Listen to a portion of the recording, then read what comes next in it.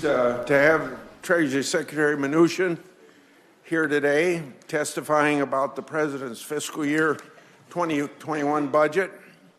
The President's budget includes proposals to confront a number of important issues. I want to work with the President, the Secretary, and others in Congress to address these and other pressing issues within our committee's jurisdiction. Drug pricing and multi-employer pension crisis are two such issues that must be dealt with. This budget proposal comes at a time when the economy is very strong, especially for working families.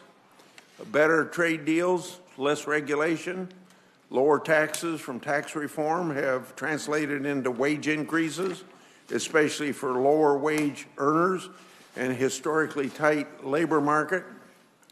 Over 6 7/10 million jobs have been created since President Trump was elected, with nearly 70% of the jobs gains occurring since we passed the Tax Cut and Jobs Act.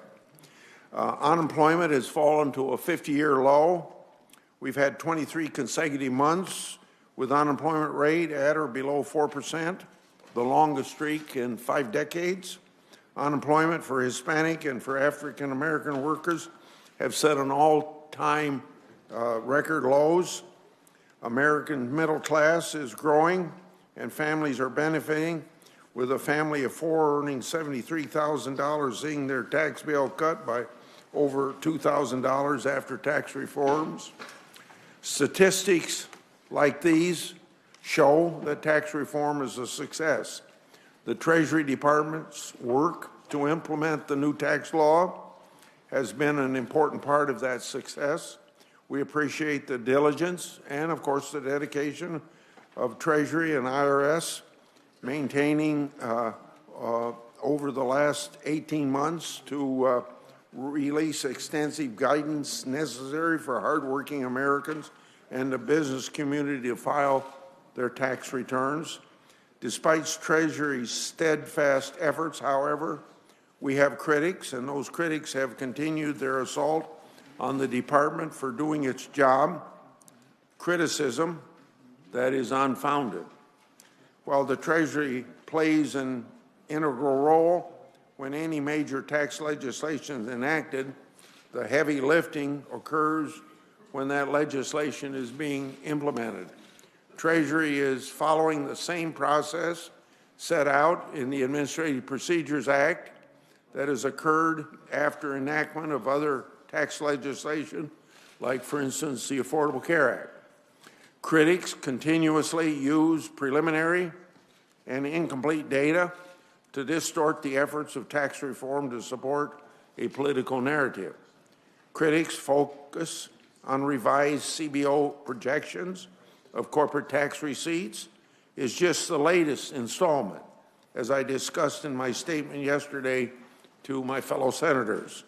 Similar, we all recall the misinformation campaign in last year's filing season when critics tried to persuade the public that tax reform was a failure because early tax refunds were down. Of course, critics conveniently ignored that the size of the tax refund says nothing whatsoever about the tax liability of an individual. In the end, the criticism proved to be flat out wrong.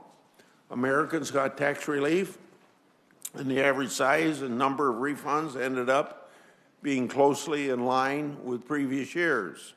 I'm hopeful that we can avoid similar scare tactics in this year's filing season. Nothing the critics can say will refute the fact that every income group in every state saw tax cuts under tax reform. And this is particularly true for low and middle income families, as we see statistics almost weekly about blue-collar workers getting higher percentage wage increases on average than the management class. Instead, I hope that we can work together on policies that will benefit all Americans, including some of the President's budget proposals. This committee has a solid foundation of bipartisan accomplishment in recent months, including the Secure Act, the Taxpayers First Act, and the USMCA trade deal. And after extensive negotiations, we came together just before Christmas to extend a number of temporary bipartisan tax provisions.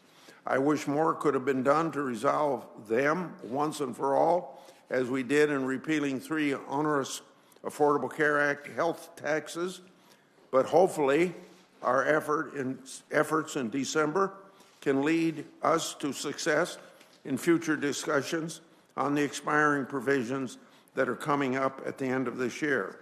I'm also encouraged by the progress that has been made at the OECD to reach a multilateral global tax agreement on digital economy. Senator Wyden and I, since a year ago, have remained united and bipartisan in our message that unilateral measures that discriminate against American companies cannot be tolerated.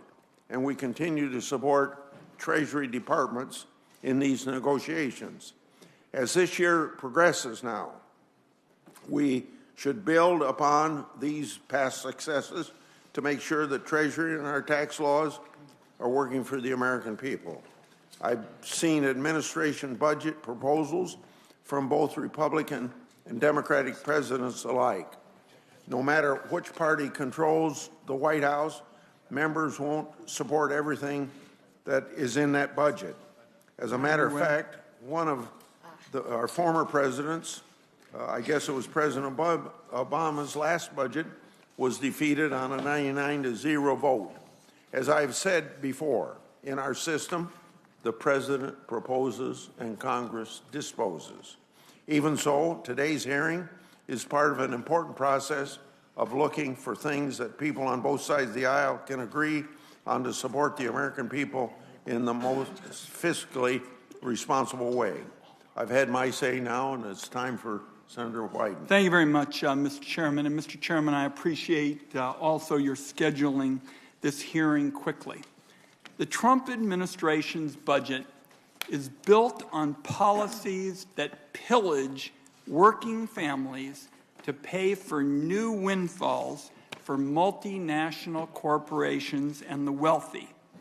This hurtful agenda has been on clear display over just the past few weeks in 2 events I'm going to touch on. First, it recently came to light that the Trump administration, acting on their own, found a way to milk the 2017 tax law to create more than $100 billion worth of shiny new corporate tax loopholes. Now, colleagues, understand these are not the same huge loopholes that I and others warned about back in 2017 when the bill was written. These are brand new loopholes that are the product of tricky Treasury Department regulatory maneuvering, something that, in my view, looks like it goes beyond the department's legal authority. The bottom line, it sure looks like corporate special interests are going to make off with brand new loopholes worth $100 billion, in addition to the outlandish share they got from the original $2 trillion Trump tax law. Senator Brown and I want to stop this fleecing of the American taxpayer. So today, Senator Brown and I are introducing legislation that will close these new loopholes and fix this new source of tax unfairness. When people say the tax code is rigged and the Trump administration has made it worse, what I have just described is a textbook case of what they're talking about. Now, one additional point.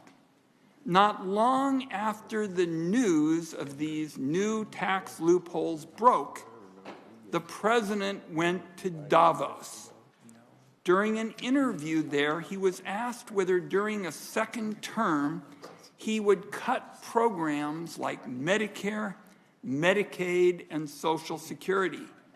The president said, yes, he would. The president called that, and I quote here, actually the easiest of all things. So I've just given you a perfect snapshot of this administration's policies, robbing the working families to pay off special interests and those at the top. The president says shredding the safety net is a piece of cake. But let's make sure we know what he's talking about. He's talking about Medicaid, a program that pays for 2 out of 3 nursing home beds in America. And that's taken place in a country where growing older is really expensive. And families, even those who've scrimped and saved, they run out of money to pay for long-term care. The president's talking about Medicare, without which millions of seniors would have no hope of getting high-quality health care or affordable prescription drugs. The president's talking about Social Security, which keeps American workers from retiring into deprivation and desperation. The Trump budget cuts in those programs amount to more than $1.5 trillion. Probably goes over just fine with the ballroom crowd at Mar-a-Lago. But I'll tell you, it is a terrifying prospect for the hundreds of millions of Americans who every single month walk an economic tightrope and count on Medicaid and Medicare and Social Security to be there as a lifeline for them in tough days ahead. Added up, pretty clear picture. The Trump administration will tune out the needs of middle-class families, but gives the world to any corporate lobbyist who comes calling at the Treasury Department. You see it in Secretary Mnuchin's stewardship. You see it in the budget. And as I've shown, you see it in the president's own words. Thank you, Mr. Chairman. I appreciate your holding this hearing quickly and look forward to hearing from our colleagues. Before I introduce the Secretary, it's my intention, we have a 2 o'clock vote, that you and I would trade places to go vote. Sure. Secretary Mnuchin is the 77th Secretary of the U.S. Treasury. Prior to current position, Secretary Mnuchin was Finance Chairman for the Trump for President organization and served as a senior economic advisor. He has very extensive experience in global financial markets, U.S. government securities, mortgages, money markets, and municipal bonds. He has held various positions in successful private enterprises and has a long-standing commitment to philanthropy. He was born and raised in New York City, earned a bachelor's degree from Yale University, and I suppose there's a lot of other things I could say about you, but I want you to take the time now to make your statement. And it's my, we're going to keep this meeting going during the vote. Thank you very much, Chairman Grassley, Ranking Member Wyden, and members of the committee. I'm pleased to be here with you today to discuss the President's budget and the Treasury Department's top priorities. President Trump's economic freedom agenda is working. Tax cuts, regulatory reform, and better trade deals are improving the lives of hardworking Americans. Unemployment remains historically low at 3.6%, and it is at or near all-time lows for African Americans, Hispanic Americans, and veterans. The unemployment rate for women recently reached its lowest point in 70 years. Before President Trump came into office, experts were predicting that we would grow by 14,000 jobs per month. We averaged 175,000. Wages for non-supervisory workers rose by 3.2% in 2019 compared to 3% for all private sector employees, which means wages rose faster for workers than they did for their bosses. The improved employment environment means that more Americans have returned to the job market, increasing labor participation. Last month's labor participation rate, prime age adults reached 83.1%, an 11-year high. American families are earning more each year thanks to the Tax Cuts and Jobs Act, paying significantly lower taxes. They also have more career opportunities now than ever before. America's economic strength and competitiveness is a bright spot in the world as other nations experience headwinds. In the year to come, we expect even greater economic growth in the United States as we finalize trade deals with some of our most important trading partners. The Phase 1 deal with China will result in critical, enforceable protections for our businesses and a tremendous boost for our farmers. The USMCA will add to our success by setting some of the highest standards ever in a trade agreement. We are proud to have earned the support of a broad coalition of industries. We are pleased that it was passed by Congress with strong bipartisan support. I particularly want to thank the members of this committee for their work on this important issue. In addition, President Trump's economic policies will result in economic growth, will reduce our national debt and deficits over time. Federal government revenue rose by 4% from 2018 to 19. Unfortunately, in order to secure critical funding to rebuild the military, Democrat members of Congress insisted on increasing other government spending, which resulted in overall spending of 8%. The administration is committed to working with members from both sides of the aisle to address spending going forward. The President's 2021 budget for the Treasury Department makes clear that we continue to prioritize economic growth as well as national security. Of particular for this committee, we're requesting $12 billion for the IRS. This includes funding to implement the Taxpayer First Act and the third year of integrated business system modernization. We continue to bring the IRS into the 21st century by updating systems, utilizing data analytics and other technology advances to enhance the effectiveness of audit enforcement activities. We are requesting a program integrity cap adjustment to reduce the tax gap with savings of over $64 billion over 10 years. We also remain focused on improving customer service for taxpayers by reducing call and wait times and enhancing online service capabilities. I am pleased to be here with you today. Thank you very much, and I look forward to answering your questions. Okay, we do 5-minute rounds. Yeah, we'll have 5-minute rounds. Mr. Secretary, critics of tax reform have suggested that Treasury created loopholes for big companies and regulations as part of a secretive lobbying process. The idea that the regulatory process has occurred in secret is hard to understand, given that the notice and comment period in the Administrative Procedures Act gives people opportunity for input. And I don't see how you can do your job of implementing new law that is so far-reaching without listening to stakeholders. The preamble to each set of regulations make clear that Treasury meticulously analyzed and addressed public comments. Sometimes taxpayers were happy with the outcome. Sometimes they weren't. I even heard some of these people in my state that weren't happy about them. The business community certainly doesn't seem to think that they've received everything for which they've asked.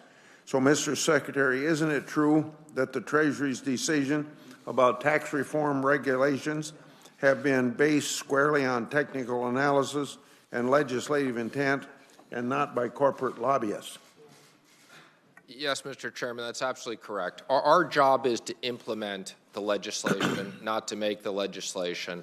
On a regular basis, we meet with lots of people to take in input. We've reached out to the committee and its staff, and again, we go through a notice and comment period with the public. Second point, I'm pleased to see that the President's budget calls for making the tax cuts and reforms benefiting individuals and small business permanent. This includes the doubling of the child tax credit to $2,000, the nearly double standard deduction, and lower overall individual taxes. It also includes a 20% qualified business income deduction, which greatly benefits small pass-through businesses. So, Mr. Secretary, in Treasury's estimation, have these tax measures been important factors in the high levels of consumer confidence and small business optimism reported since the enactment of the tax reform? And also, would you expect making these tax provisions permanent to have additional positive effects on consumers, small businesses, and the economy generally? Yes, we would, Mr. Chairman. Okay. Yesterday, the House Ways and Means Committee argued that CBO's recent adjustments in the corporate tax receipts is evidence that tax reform costs more than projected, largely because Treasury has provided an additional windfall to corporate taxpayers. However, as I mentioned in my floor statement yesterday, Joint Tax Committee and CBO have confirmed that one cannot infer from CBO's projections that tax reform regulations are inconsistent with the statute. In fact, CBO clarified that other factors drove the change in projections, namely the economy abroad, trade developments, and the reduction in the Bureau of Economics analysis of corporate tax revenue estimates between 2016 and 2018, which then, of course, in turn informs CBO's baseline. It's simply strange credibility to blame tax reform for a change in the baseline from years before tax reform was even enacted. So, Mr. Secretary, is it your understanding that CBO's downward adjustment is a result of a number of factors and that it is, in fact, too early to determine the precise impact of tax reform on tax receipts? And also, does the administration's budget, like CBO, project a steady increase in corporate receipts throughout the current budget window? Yeah, Mr. Chairman, let me say that our analysis has always been higher than CBO. As I've said previously, we believe that the tax cuts will pay for themselves over a 10-year period of time is how we score them. We're 2 years in. We've updated our projections for the next 8 years, and we believe that. Again, let me just comment that spending is increasing as well, but the $1.5 trillion of tax cuts we believe will pay for themselves. Okay. Senator Wyden. Thank you very much, Mr. Chairman. I want to start with what I think is a clear double standard with respect to responding to requests on congressional oversight. I look at the record, and it seems that Democratic requests get shoved to the back of a filing cabinet, or somehow Republican requests get the red carpet treatment. So I want to give you a specific example and give you a chance to respond. Treasury gets 2 requests from congressional committee chairs. One request is backed up by clear statutory language in Tax Code Section 6103, requiring the Treasury Secretary shall provide tax documents to the committee. The other request doesn't have the same legal basis, and certainly to me, it looks political. The request from the Democratic chair with a firm legal basis was met with nothing but legal foot-dragging. The request that came from the Republican chairs got VIP treatment. They got, a response out the door in a flash. So it looks to me like there's a double standard here, that you all are tipping the scales of congressional oversight. What am I missing, Mr. Secretary? Well, thank you for letting me to respond to that. Two committee chairs, differential treatment. Again, I think we've responded to you multiple times on this. The most recent letter was on February 11th, and as I explained, the House disclosure of tax returns is subject to protections of 26 U.S.C. 6103, which, on the advice of counsel, as we've documented, we had significant concerns. That's very different than, I believe, what you're referring to as SARS requests, which, on a bipartisan basis, we have responded to thousands of SARS requests to the committees from both Republicans and Democrats on an equal basis. So, as we said, Treasury does not process congressional Secretary, you are stonewalling about stonewalling. And that's really not is fair a at all. real double standard. Significantly. Two committee chairs. One gets no response with legal authority. That's the Democrat. The Republican gets a quick response. So I'm just Again, that's just not fair, Mr. Wyden. We've responded to this committee, to your requests and others, of thousands of SARs. As I've said, we are following the law of 6103, And again, on the advice of counsel, we have not responded to that. I gave you a specific example involving the tax returns that shows the double standard. No, We there's had not a double statutory standard at authority. all. Okay, one has to do with SARS. That's under a different section, which we've responded to your requests and the Democrats' requests on this committee equally with the Republicans. Let's talk about something else where, once again, it sure looks like there are sweetheart arrangements that don't meet the test of the public interest. And I'm talking about the deal Turkey state-owned bank, Halk Bank, which has been accused of a $1 billion scheme to help Iran evade our sanctions. And it sure looks like Erdogan and his son-in-law have been personally implicated in it. And since taking office, you've had 7 meetings, 7, with senior Turkish officials. 2 of them were meetings in the Oval Office with Erdogan and one with his son-in-law. They were directly implicated in sanctions scheme. You met with them. Doesn't this send a horrible picture to pose in the Oval Office with sanctions violators? I mean, is it just open season for sanctions violators in your Treasury Department?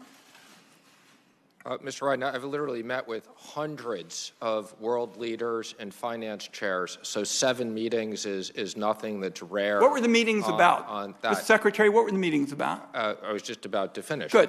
Those meetings were about many important strategic issues.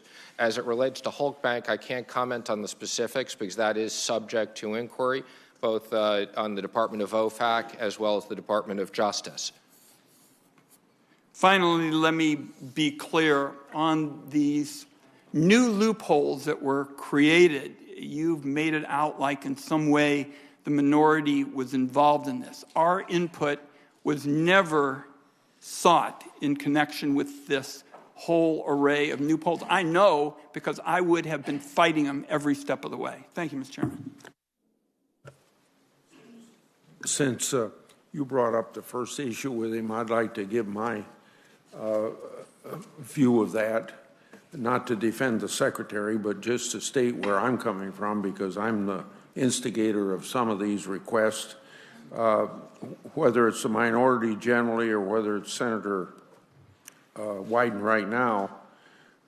You've publicly expressed their frustration that Treasury has responded to the committee and produced requested documents, but they allege that Treasury has not done the same for the minority.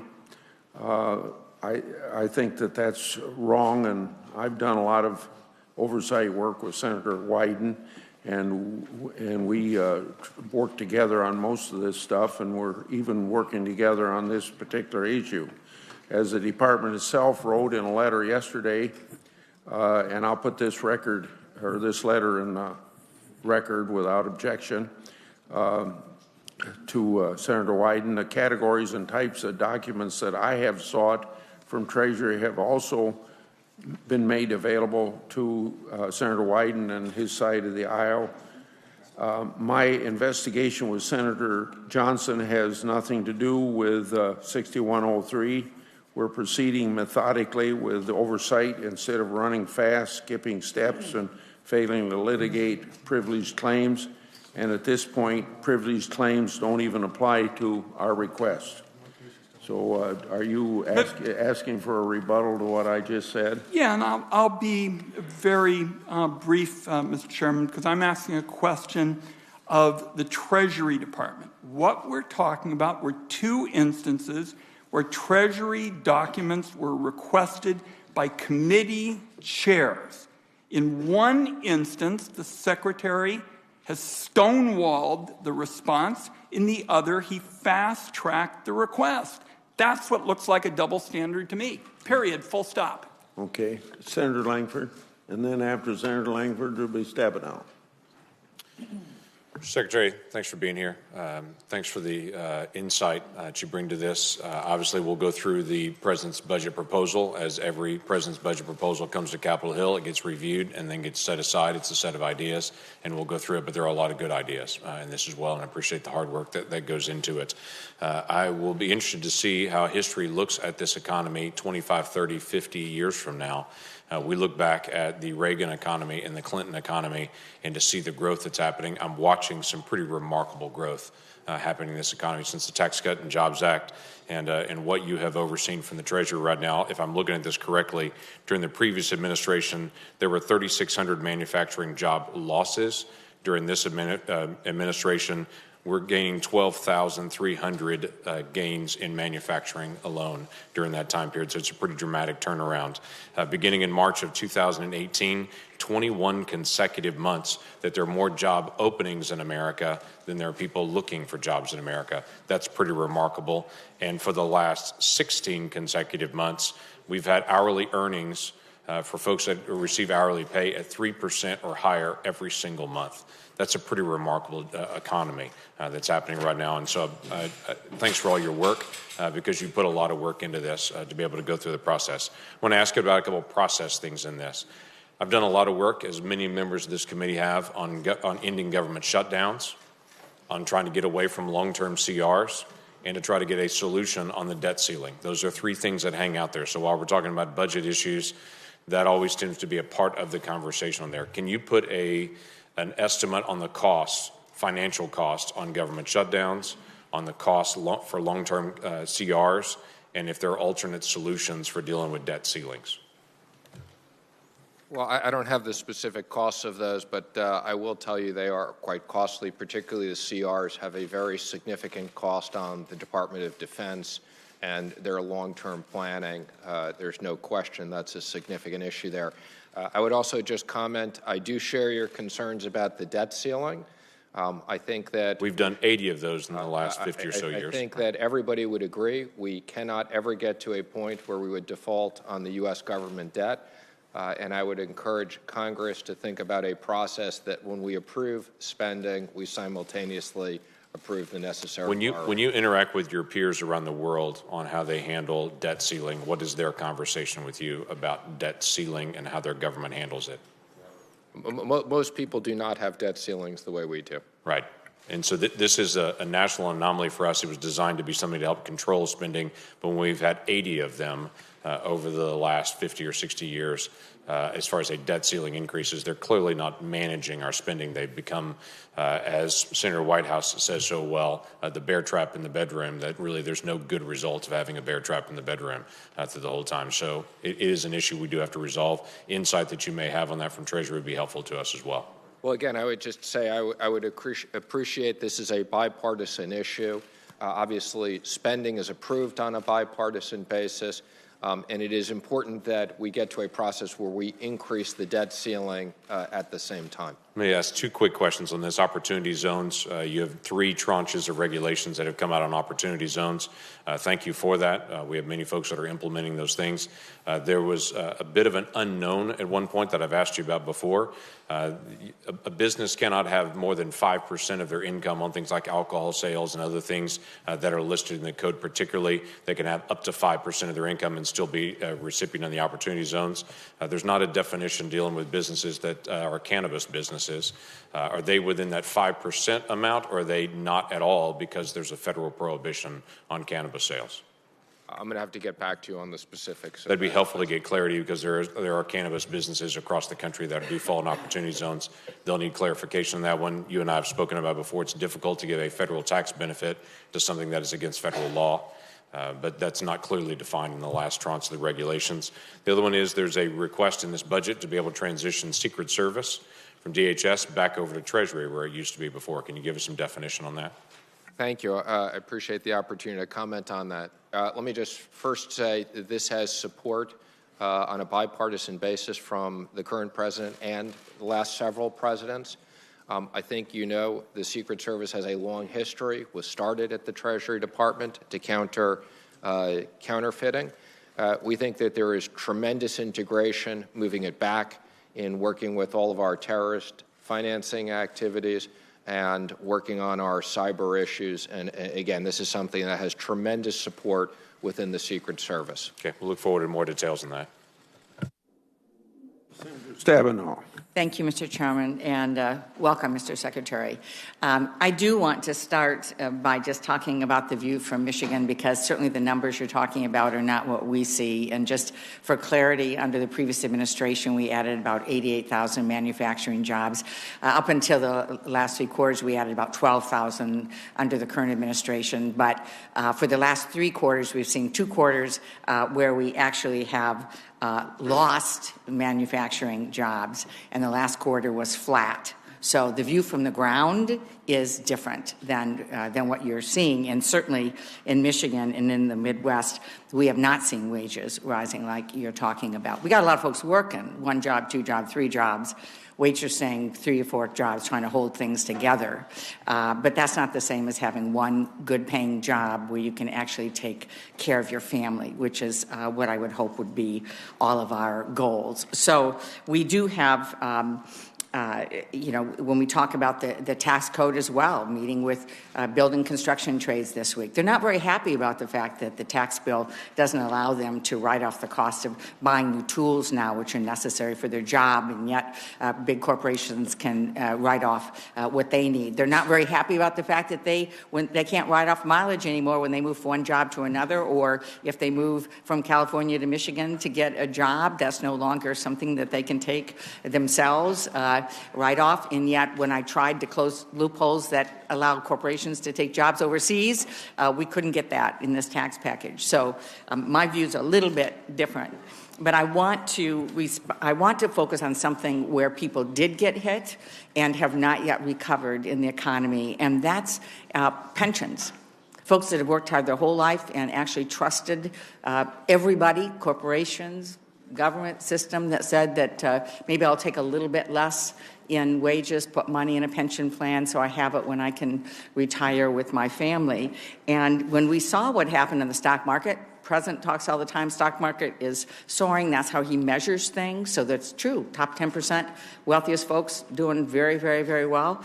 But one of the ways that working people aren't is what has been lost in the stock market and others with the crash as it results in pensions, in reductions. So as a result of the financial crash, we know there was over $1.2 trillion just in IRA and 401k loss, not counting the pension system. And so my question relates to, what are you guys going to do? What do you support in terms of what needs to be done for the Pension Benefit Guaranty Corporation? We know that we have 1.5 million Americans that are going to lose the plans that they've paid into their whole life. They're totally at risk in the next 20 years, and all we need is one big failure, like Central States, and we will see the federal backstop go insolvent. And so this is a very, very big issue, and we have a proposal put forward, passed by the U.S. House of Representatives, called the Butch-Lewis Act, that would give them time to recover. I mean, we certainly were willing to weigh in our government to give huge loans to Wall Street, but yet the folks who lost their pensions are very afraid and are still waiting for somebody to recognize what they lost. And so what are your ideas? What are you planning to do to protect people's pensions? Well, thank you for your comments. And I do agree with you. The pension issue is a serious issue. I serve on the PBGC, so I am well aware of the issues there, as well as, I think you know, we administer certain functions associated with the multi-employers. And I acknowledge there are some significant issues. So I look forward to working with this committee on a bipartisan basis to consider legislation to address these issues.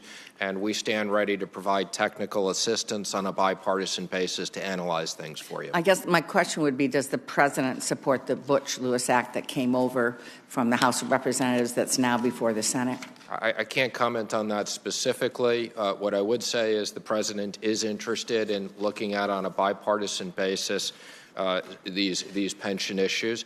And Right, in the interest of almost... I personally have met with some of the people from these pensions at various members of the committee. So, well, again, I just want you to know that this, while we're all basically not acting at this point, other than we were able to come together on minors, which I thought was very, very positive. But the reality is I have folks in Michigan who now have gotten a 70% cut in their pension. Now, you know what? That's pretty significant, pretty terrifying for people. So we need action. We need action. We know what it is. We know what needs to happen. We know the numbers. We just need to act. And people are counting on us to do that. So I'm anxious to know what the president will do to act. Thank you, Mr. Senator Carper. Welcome, Mr. Secretary. I just want to start off by talking a little bit about climate change and energy policy, tax policies that might help us create some jobs and actually address climate change in an appropriate way. My wife just got back from a trip with some of her friends to Antarctica last month, and she said it was pretty warm. She was surprised. And we were really surprised over this past weekend when the temperature there hit 65 degrees at the South Pole in Antarctica, 65 degrees. People say, was that a record? It sure was. And it beat the record that was set just a couple of years earlier. Northern California, you will remember Northern California had wildfires as big as my state, a place called Paradise. We just went up in smoke. Australia had wildfires last month. They were the size of West Virginia, where I was born. In the Midwest, huge floods, hard to get plants, crops into the ground, seeds into the ground. The last 5 years, the hottest 5 years on record. This past month of January, hottest January on record. And it's a great song that starts with the lyrics, "Something's happening here." Just what it is ain't exactly clear. I think something is happening here, and I think it's pretty clear what's going on. There's way too much carbon in the atmosphere, and there's ways that we can address that. One of those ways is through our tax policy, and the administration has proposed, as you may know, to eliminate some clean energy tax incentives and undermine goals that the president said over and over again that he wants to achieve. But the president's budget proposal to,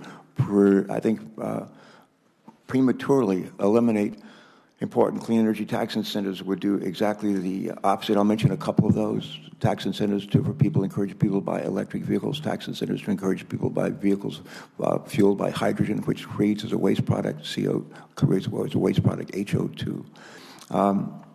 Tax policy that incentivizes people to buy vehicles powered by natural gas. The reason why those are important is because the greatest source of carbon emissions on our planet come from our mobile sources. Number 2 is our power plants. Number 3 is our buildings. But we have some, instead of proposing tax policies that actually lead to reducing carbon and our planet with respect to mobile sources and buildings and so forth, we're getting just the opposite. Why is that? Well, let me just comment, because you've addressed a lot of different issues. Again, let me just say the president very much supports clean air and clean water, and having a clean... he's reduced the administration. The administration proposed to reduce EPA funding by, I think, almost a third. But go ahead. Again, as it relates to, I think you've addressed a whole bunch of different credits, including electric car credits and others. Again, I'd be happy to come and talk to you about the different policies. I don't know what you want me to comment on specifically on this. Okay. I'll just be real as direct as I can be. The greatest source of emissions on our planet is our mobile sources, our cars, trucks, and vans. There are ways to use tax policy to encourage people to drive vehicles, including trucks, that are a lot more energy efficient. And instead of supporting tax policies that will do that, we get just the opposite. The other thing I'd say would be really helpful for the administration, instead of just talking about transportation infrastructure, to actually say, when I was governor, and I would propose, I was governor for 8 years, we had tax cuts 7 out of 8 years, balanced our budget every year. I'd propose transportation infrastructure improvements in my little state, but I always propose ways to pay for it. And we really need the support of the administration as we go through this year, figuring out what to do on transportation, roads, highways, bridges, surface transportation, but not just to say, oh, this would be great, wouldn't it? But to say, this is how we'd pay for it. how we pay for it. And that's a conversation we can have maybe when we get together. I appreciate that. Thank and you. the President is very much interested in infrastructure, particularly roads, highways, rail, and others. I've had several meetings with Richie Neal to see if we can find certain ways to work together on a bipartisan. The President actually mentioned the Barrasso bill, which my staff and I helped to write during his State of the Union address. I actually held up, when he talked about the need for transportation infrastructure, I actually held up my wallet. He didn't see it, but it was a way, if he had, it was to remind him that it's not just enough to just pay, to say we're going to do stuff. We actually have to figure out how to pay for that. So Agreed, and I was encouraged. I believe it was passed 24-0 or something. Yeah, that's fine. The last thing I want to ask. Tax policies that pay for themselves. When we adopted the tax package about a year ago, 2 years ago, we said it was going to pay for itself. I think whether as the CBO, any number of entities have said it doesn't really pay for itself. That one hasn't paid for itself, and it's not going to pay for itself. Do you have a rebuttal for that? The numbers are rather staggering, because I think CBO said that it estimated that those so-called tax cuts added an additional $228 billion to the deficits for 2019. How do you respond to that? Sure. Well, let me just comment, and I've said this again. I stand by our comments that the tax cuts will pay for themselves. This will be simple math. So we measure this over 10 years. We got 8 years left. I look forward to writing a committee a letter in 8 years going through all the exact numbers. The first 2 years, our numbers are right, our projections. As part of the budget process, we go through estimating the next 8 years. Again, based upon our estimates of growth and various different issues, we do believe they'll pay for themselves. That's different than the deficit, because we have increased government spending, and we can't pay for it twice. Thank you. Senator Menendez. Thank you, Mr. Chairman. Mr. Secretary, we're facing a precarious moment in our republic where truth is under assault by partisan peddlers of alternative facts who seek to obfuscate the truth, attack those who dare to stand up and speak it, and gaslight the public, all in the name of politics, where blind allegiance to a single person is valued over fidelity to the Constitution. So I'd like to go over a few points today and correct the record so the American people have the truth before them. Now, President Trump claims to have inherited a, quote, disaster of an economy from President Obama, and he takes credits for what he calls, and I quote, an economic turnaround of historic proportions. Mr. Secretary, how long has the U.S. economy been posting positive GDP growth? It's the longest running economic scenario we've been in. Absolutely true.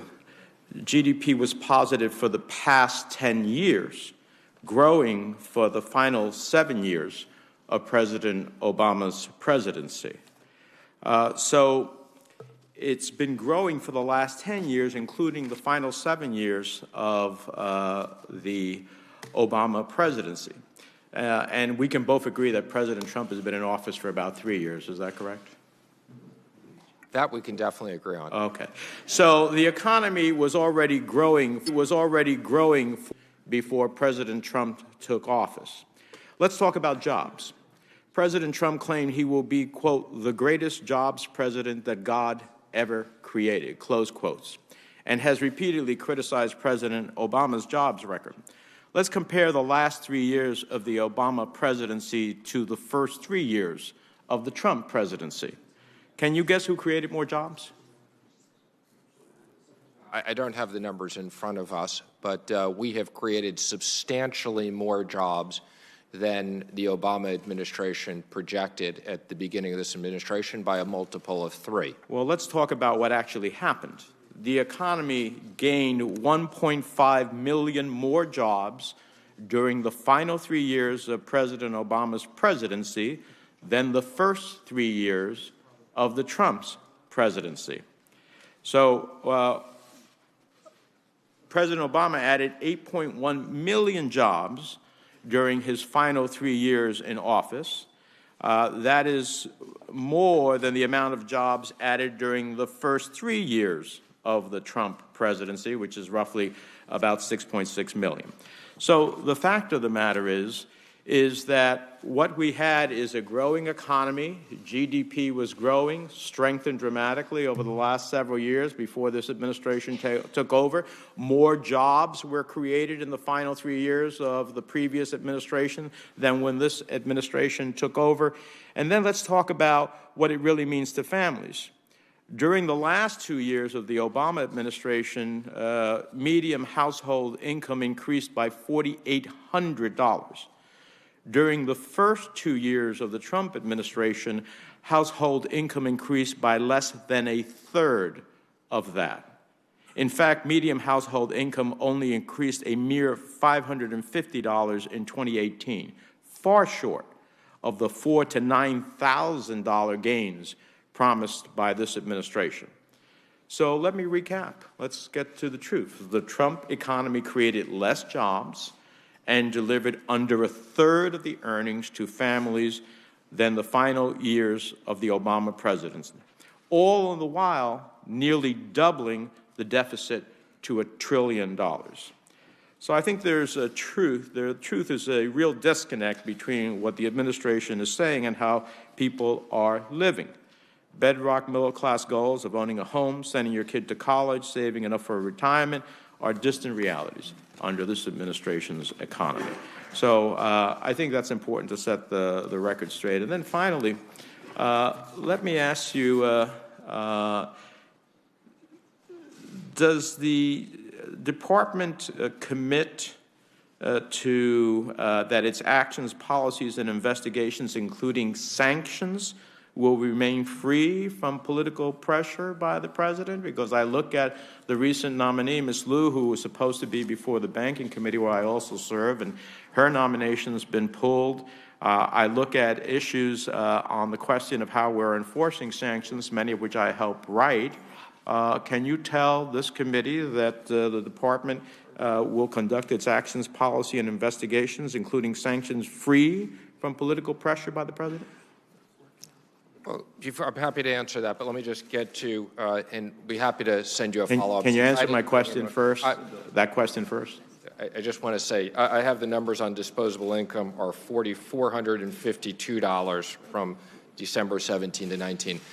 In regards to your question, I will specifically say no, okay, that I oversee the sanctions department. Sanctions are driven by foreign policy. Foreign policy is directed by the president.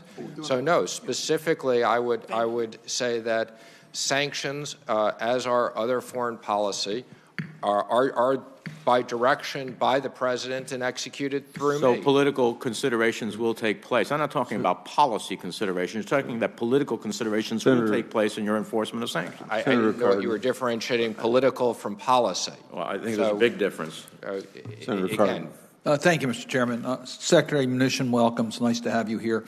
I'm going to follow up on one point of my colleagues have been talking about, because we have the actual growth numbers for FY19. And you say that the 2017 tax bill pays for itself based upon one issue, the economic growth, which we all recognize. You had projected, OMB, 3.2% growth in FY19. The Congressional Budget Office said 2.4, quite a difference. Well, we now have the actual, it's 2.3, very close to OMB.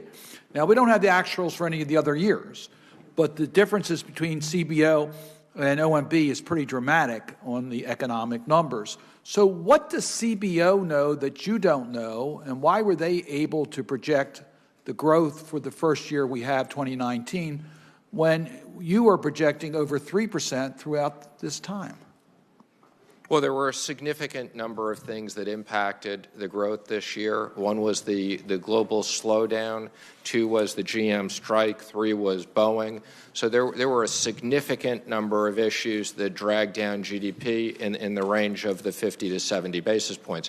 At the end of the day, the projections are dependent upon GDP and economic numbers going forward. And a big difference between the CBO projections and ours are economic growth projections going forward. And you can understand how we are concerned about the tax bill adding greatly to the deficit, because Congressional Budget Office has been much more accurate than OMB. I just point that out, and that's why we are concerned by these, we think, unrealistic growth numbers. And as you said, you'll be able to come back and show us. We don't know for how many more years, but you'll be able to come back and show us, and we'll see whether, in fact, that holds true. I want to say something positive about your department, particularly the Office of Tax Policy. At one of our hearings, I sent a question that was answered on Section 179D, the energy efficient commercial building deduction. For years, I've heard from particularly small business owners that they were required to make payments to state and local governments in order to receive an allocation letter to claim their deduction. That goes against the intent of our law. And the letter that was sent back by the Treasury acknowledges that that is, quote, inconsistent with the policy goals of Section 179 for the owner of a public building to seek, accept, or solicit any payment from a business that's quid pro quo for providing the written allocations, end quote. So I want to thank you because I think this letter will go a long way to, I hope, to provide the clarity we need. If it does not, I'll be back in touch with you to make sure that the law, in fact, is carried out. I also want to acknowledge that your budget does include funds for the Taxpayers First Act. We're pleased to see that. That's a bipartisan effort in this committee to get that done. But you still haven't appointed a national taxpayer advocate. And I say that because the acting advocate, Roberts, has said that it's critical that a permanent national taxpayer advocate be appointed as quickly as possible to help ensure the IRS protects taxpayer rights and meets its obligations to taxpayers. That's solely in your hands, the appointment of the taxpayer advocate. Can you give us any indication when we might expect that appointment to come through? I can. And let me first say I'm glad we were able to clear up that other issue, and let's stay in touch. The taxpayer advocate is a very important position. We've interviewed some very, very qualified people. We've made a final decision at the recommendation of the commissioner, and I expect we'll be announcing that in the next few weeks. Oh, good. I'm glad to hear that. And the last thing I'll bring up is I'm pleased the budget has the modernization of IRS and the technology. I think that's important. I worry about the personnel numbers. We've seen a dramatic reduction in the last decade, about 20% reduction in the workforce, whereas you've had a significant increase in the number of tax returns. This budget again cuts the full-time equivalents at IRS. And I worry that you don't have the workforce you need and be able to retain the experienced workers at IRS and professionals in order to carry out that responsibility. So I hope we can work together. Congress has been I think a little bit more generous in this area, so I hope we can work together. This committee has a responsibility to make sure the tax code is carried out effectively. We have the audit staff we need, et cetera. So I hope we can work because I think you may have, you need more help. We appreciate that. Thank you. Senator Hassan. Well, thank you, Mr. Chair, and I want to thank you and Ranking Member Wyden for holding this important hearing today, and thank you, Secretary Mnuchin, for testifying today about the Treasury Department's budget proposal. Mr. Secretary, when you testified to this committee last year about the Treasury's budget, I spoke about the importance of robustly funding Treasury Department programs that combat terrorist funding streams and other forms of illicit financing. I am pleased to see that the 2021 Treasury budget proposes increased funding for the Office of Terrorism and Financial Intelligence and for the Financial Crimes Enforcement Network. These offices play a vital role in combating emerging national security threats. For example, terrorists and other transnational criminal organizations are increasingly using cryptocurrencies to finance their activities, due in no small part to the difficulty inherent in tracing these transactions and tying funds to specific actors. Mr. Secretary, how will the Treasury's proposed budget increases assist the Department in monitoring suspicious cryptocurrency transactions and prosecuting terrorists and other criminal organizations financing illicit activities with cryptocurrency? Well, first of all, thank you, and thank the committee for the generous support on us funding increases in these areas over the last several years. We've really built up a very dedicated career staff, and specifically on Cryptocurrencies, we are spending a lot of time on this on both an interagency basis and with the regulators. We're about to roll out some significant new requirements at FinCEN. We want to make sure that technology moves forward, but on the other hand, we want to make sure that cryptocurrencies aren't used for the equivalent of old Swiss secret number bank accounts. So we share your concerns, and you'll be seeing a lot of work coming out very quickly. Well, thank you, and I would look forward to continuing to work with you about that. Another question. Under the previous administration, Treasury Department budgets contained proposals to improve the research and development tax credit for new and small businesses. As you know, the R&D tax credit supports the efforts of startups to invest in the development of new innovative products that lead to job creation and economic growth. That's why I've introduced bipartisan legislation, along with Senator Tillis, that would modernize and expand the R&D tax credit for startups. Mr. Secretary, for this year's budget, did the Treasury consider including any proposals to improve the R&D tax credit for small businesses? And would the Treasury be willing to look at our bipartisan proposal to see how we can work together to support entrepreneurs? We would very much look forward to working with you on that, and I'll have my office follow up to make sure we're on top of it. That would be great. What we're really focused on is those companies that don't have a tax liability yet but are making these critical investments. And so last question. I'm a strong supporter of bipartisan legislation championed by Ranking Member Wyden that would permanently extend tax cuts and cut red tape for small craft brewers in New Hampshire and across the country. Last year, along with Senators Roberts, Menendez, and Daines, I was on a task force that recommended, on a bipartisan basis, passing permanent relief for craft brewers. As part of this effort, it is vital that the Bureau of Alcohol and Tobacco Tax and Trade, which is, as you know, within the Treasury, receive increased funding to clear the backlog of approval requests for new beverage formulas and labels. I continue to hear from New Hampshire brewers that delays in approvals are slowing their business growth despite the additional funds that Congress has provided and years of work to cut down on the backlog.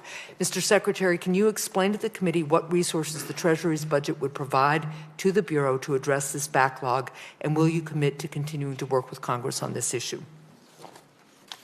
Yes, yes, and yes. And let me just say, if Congress wants to do anything to simplify the label approvals, I would look forward to working with you on that as well. And I know there's tremendous bipartisan support for the craft brewers. And as I understand it, the budget proposes $5 million in funds to accelerate the processing of formula and label applications. So it seems that there's recognition of the issue in your budget proposal, and I just would I think what I've heard is a commitment to working with us on... I've personally looked at this label issue, and we're trying to figure out how to streamline it. Okay.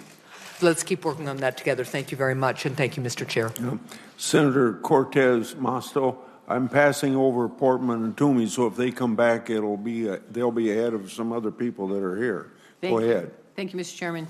Mr. Secretary, in your comments that you provided today, you state that federal government revenue increased by 4% from fiscal year 2018 to fiscal year 2019. Unfortunately, in order to secure critical funding to rebuild the military, the Democratic members of Congress insisted on increasing other government spending, which resulted in spending growth of 8% from fiscal year 2018 to 2019. So I guess my question to you is, in order to address the Democratic members of Congress increase in government spending that you cite to, is that the reason why in the current budget this administration seeks to cut $200 billion from SNAP and TANF for women and children, cut $170 billion from student loans, cut $90 billion from seniors on Social Security, cut $76 billion from persons with disability, and cut $59 billion from farmers? Is that what this administration thinks is the way to balance this budget, on the backs of individuals because they don't necessarily work for the military? Is that how I read this? No, I don't think that's the way you read it. The point that I was trying to make is that government spending increased faster than we would have left to our own. I was integrally involved in the bipartisan agreement to get that done. And as it relates to Social Security, the President's been clear he doesn't want to cut Social Security, that on Social Security there's just some savings in the increase of growth for fraud and other issues. But you do not disagree. This budget actually requests a cut of $90 billion for seniors on Social Security, correct? I believe it's not a cut. It's a reduction in the rate of increase, and it's not to benefits of people on Social Security. So I show a cut for student loans, Social Security, persons with disability, for farmers, and for women and children who seek assistance through SNAP and TANF. If that is not a cut, then I would love to talk to you about what it is this administration values and what they see, how these groups and important individuals in our communities are being affected. Love to talk to you about that, but I disagree. And that's my concern is this administration says one thing, but their actions are just the opposite. And I think it is important for us to really talk the true facts and not what you come here and read in your statements about what the administration claims that they are doing to the benefit of our communities. Because I can tell you, when I go home to Nevada, there are still people struggling. And I do want to talk to you about when you plan and you put together this tax bill that you've talked about and the economic growth, particularly when it comes to the budget. I keep hearing you saying that you're talking about the budget that shows gross domestic product growth will climb to 3.1%, and that's your basis. Is that correct, that you're basing it on for the next 8 years a 3% or 3.1% growth? It ranges between 2.8 and 3.1, but let me just comment on Social Security. I'm looking at the mandatory programs of Social Security starting at 1038, and it goes up every single year through 2030 to 1906. So I don't see any cuts. Social Security mandatory programs are going up consistently in our budget every single year. Good. So what I hear from you today is there's going to be there's no request in your current budget to cut anything having to do with Social Security. Again, the absolute mandatory programs of Social Security. Well, don't read it to me. Just talk to me. Tell me. There's no cuts to Social Security is what I'm hearing. I believe there's a cut in the rate of increase, not an absolute cut. But again, I'd be happy to follow up and go through this. Let's talk about it, because if you're cutting Social Security and the resources and the individuals and the time for the people who work in Social Security to help people in need, then you're impacting the people of need. So let's talk about that. And I'm running out of time, but let me ask you this. If you're projecting a 3.1% or 2.8% growth for the next 8 years, and you have independent forecasters saying it's only going to be 2% or 2.2%, and you yourself have said you have concerns that growth might be impacted by the coronavirus, that 3% growth, then why aren't you adjusting it downward, I guess is my question, to ensure that we come in 8 years and the tax bill has been paid for? How do we pay for that? Well, the Corona and the Boeing is just a one-time. When we did the projections, they were back. What does that mean, October. one time? It's just it'll just impact 2020. So the coronavirus isn't going to impact growth over the next 10 years, nor is the Boeing issue going to impact. It may have an impact on 1 year, which again, we just haven't updated the models because the whole budget process started at the end of last year. So we hope the coronavirus doesn't have an impact beyond this year. Is that what you're saying?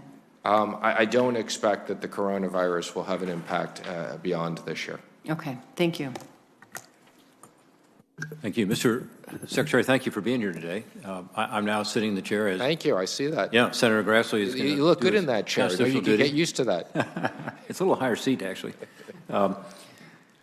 Great testimony today. You pointed out that tax reform is working, and it certainly is. So is regulatory relief, I think, and some better trade agreements. And that combination is improving the lives of the people we represent, and it's good to see. When we started off in this effort, President Trump and the Congress said, okay, we're going to focus on tax reform because we believe that will result in more jobs, better wages, and leveling the playing field for U.S. companies that are trying to compete in the global economy. And all that's happened. And don't take my word for it. Here's the Congressional Budget Office. In April 2018, the nonpartisan CBO says in their analysis of the effects of tax reform, these changes are expected to encourage savings, investment, and work. CBO also estimated that the bill would reduce the incentives for companies to invest overseas by $65 billion per year. So in other words, encouraging investment right in the states that we represent.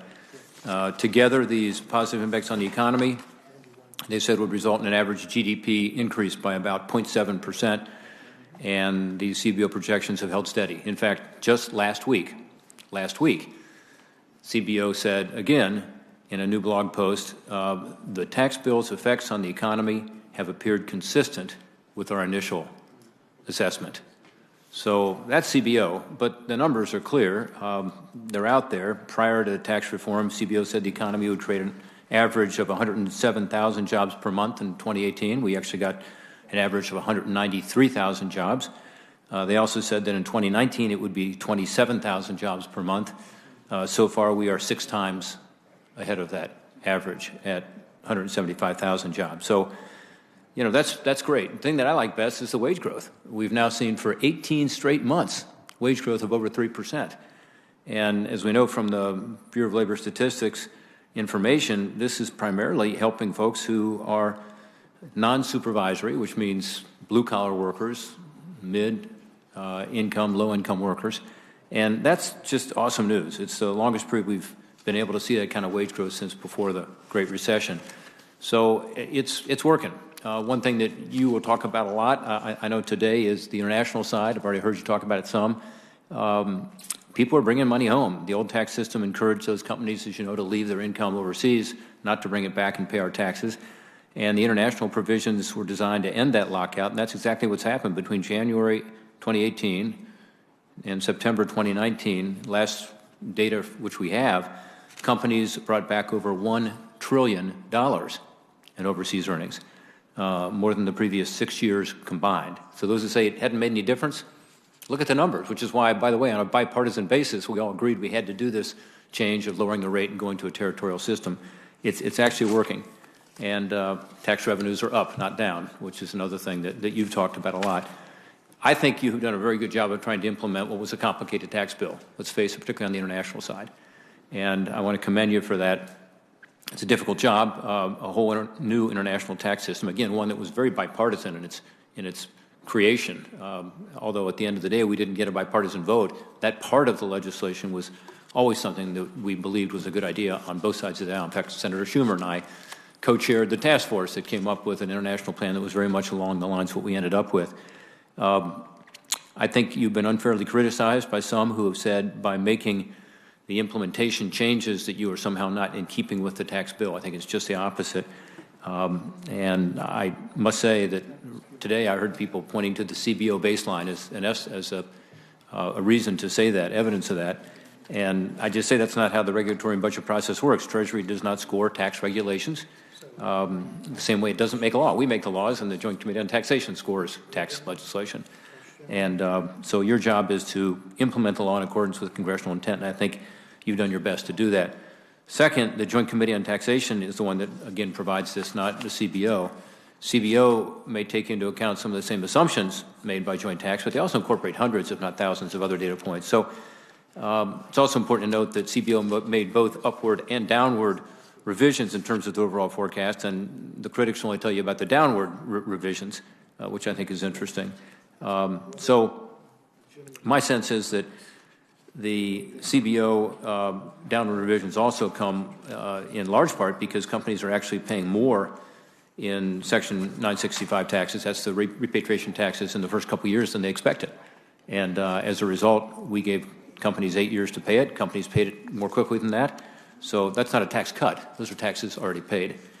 On the GILTI, which was meant to be a guardrail in this new territorial system, I know that you have, again, come under some criticism on the way you've handled that. This is exactly what we intended, which was that we would have the ability to bring profits home, create that incentive, and trillions have come back, as we talked about. But at the same time, under GILTI, those companies who wanted to shift to low-tax jurisdictions would be penalized. And that's what you've done. The number we used for the minimum tax, in effect, was 13.125%. And the intent of the conference report was very, very clear on that. So critics continue to argue that your efforts to implement that intent provided new tax cuts. I would say not at all. Specifically, they're saying that your new proposed rule clarifies the connection between GILTI and the existing Subpart F rules, providing an exception for companies with foreign tax rates above 18.9% as a branded tax break. That's ridiculous compared to our intent to exempt companies anywhere above 13.125%. I would say, if anything, your approach has been cautious, very conservative. So I wonder if you would give us your view on that. Do you believe you've taken a cautious and conservative approach to this in terms of the GILTI implementation based on the congressional intent, the taxpayer comments, and Treasury's regulatory authority? Our job has been to implement that part of the tax code consistent with the intent and as prescribed by the law, and that's what we've done. Excellent. Well, again, I commend you for that. I'm going to come back for a second round in a minute, give you more chance to talk about that and about what you've done to faithfully implement the tax legislation. Senator Warner. Well, thank you, Mr. Chairman. Great job on opening statement. Mr. Secretary, it's great to see you. I want to ask you a couple of questions about, I think, some very good work the department's been doing around beneficial ownership and anti-money laundering. Last week, your department published the 2020 National Strategy for Combating Terrorist and Other Illicit Financing. And I want to, you've gotten a lot of criticism on this side of the aisle, but on this, I want to commend you for putting out this strategy. I think it represents a critical undertaking to articulate how little the U.S. government really knows about illicit finance risks and some of the tools and some of the aspects we need to move forward. One of the key vulnerabilities identified in the report is the lack of a legally binding requirement to collect beneficial ownership at the time of company formation, a time that we think would provide the least burdensome approach. This failure to have this basic beneficial ownership information hinders law enforcement's ability to swiftly investigate criminal actors, as the report points out. But it also drives up significantly the cost of law enforcement and cost on both the public and private side. So first question is, Mr. Secretary, do you agree that one of our most urgent national security and regulatory problems is that the U.S. government still has no idea who really controls shell companies, in many cases being used to move billions of dollars across our economy? Well, thank you, Senator Warner. I think this is a critical issue, and I also want to thank you because I know you spent a lot of time with our department on this, and I would encourage the committee on a bipartisan basis to work on legislation. I think this is critical. It's critical not only here, but as we push forward FATF and other policies around the world, this is a glaring hole in our own system. Well, one of the things I'd also like you to comment on, I see some of the risk from my role sitting on the Intelligence Committee when we see regimes like China, Iran, North Korea that frankly use U.S. shell companies to hide some of their activities. I think we've seen it a lot in terms of activities around fentanyl production. We've seen it used, and some of our legislation's got great support from the communities who are trying to oppose sex trafficking. Can you speak a little bit about the national security implications and also some of the risk that this lack of having this information poses to our local communities? No, there is. You've pointed out there's very significant risks, and the problem is that when someone opens up a bank account, the beneficial ownership is kept by the banks, but that information is not put into a centralized database. So if we're looking at a specific entity and we want to see who the beneficial owners are, we have no way of getting that information other than first tracking a bank account and then potentially pinging thousands and thousands of banks for that. So it's a very inefficient program, and it allows the bad guys to hide their identities. Well, as you've indicated, and I'd like to point out that both Chairman Grassley and Ranking Member Wyden have supported efforts to crack down on anonymous shell companies, and you were kind enough to indicate you think we ought to be taking this up. You may be aware that on the Banking Committee, we have a broadly bipartisan coalition, 4 Democrats, 4 Republicans, named it the Illicit Cash Act, which would dramatically update our AML regime and deals with this question around beneficial ownership, we think, in a way that doesn't put undue burdens on businesses. Matter of fact, one of the things that 2 other members of this Finance Committee who are the ranking and chairman of the Banking Committee, both Crapo and Brown, are both members of this committee, and we are hoping they'll move it towards a markup. I should be smart enough to take your earlier statement that you support this effort, but if you'd like to make any final comments on this notion of moving this legislation through the Banking Committee, and we have worked closely with the administration on that, I'd love to hear. Let me clarify. I very much support your efforts on that. I will take that, Mr. Chairman, as a time to yield back my 28 seconds that you might want to ask a question on. Thank you, Mr. Chairman. Thank you, Senator Warner, for your responsible approach. Senator Casey. Mr. Chairman, thanks very much. Mr. Secretary, good to be with you. I wanted to focus on one topic, the middle class, and take you back to a meeting that you were present at, but I'm sure you may not remember because you've had a lot of these. We had a meeting in October of 17. It was members of the Finance Committee, both parties, not everyone, but most of the committee. The President was there, you were there, administration officials were there to talk about the tax bill. At that time, the tax bill had not passed. It was in the drafting stages. I raised a question with the President about the focus of the tax bill and with regard to the middle class. And he expressed a very positive aspiration to have the tax bill be of benefit to the middle class. In fact, I remember him turning to you, referring to you, I think, by your first name instead of Secretary of the Treasury, but he said, we've got to make sure we focus on the middle class. We know what happened after that. The bill passed, and we're told, and this is just two examples of part of the middle class, we're told by the Joint Committee on Taxation that if you look at the 2017 tax bill and take one segment of the middle class, which in this case is 50 million households making under $100,000, so that's the category of people, those 50 million households, all making under $100,000 a year, would see a tax increase or decrease one way or the other of less than $9 a month in 2019. And that's from Joint Committee on Taxation document 1019. So very little change up or down, $9 a month. Here's another way of looking at a segment of the middle class. This is kind of the middle of the middle as the Tax Policy Center formulate or goes through the quintiles. Tax Policy Center that indicated that households earning between 48 and 86, that's a pretty good share of the middle class, millions of taxpayers, got an average tax cut of about $800. The top got a lot more, and obviously not just in terms of dollars, but the top got a lot more, top 1% got a lot more in percentage. I don't think many people dispute that.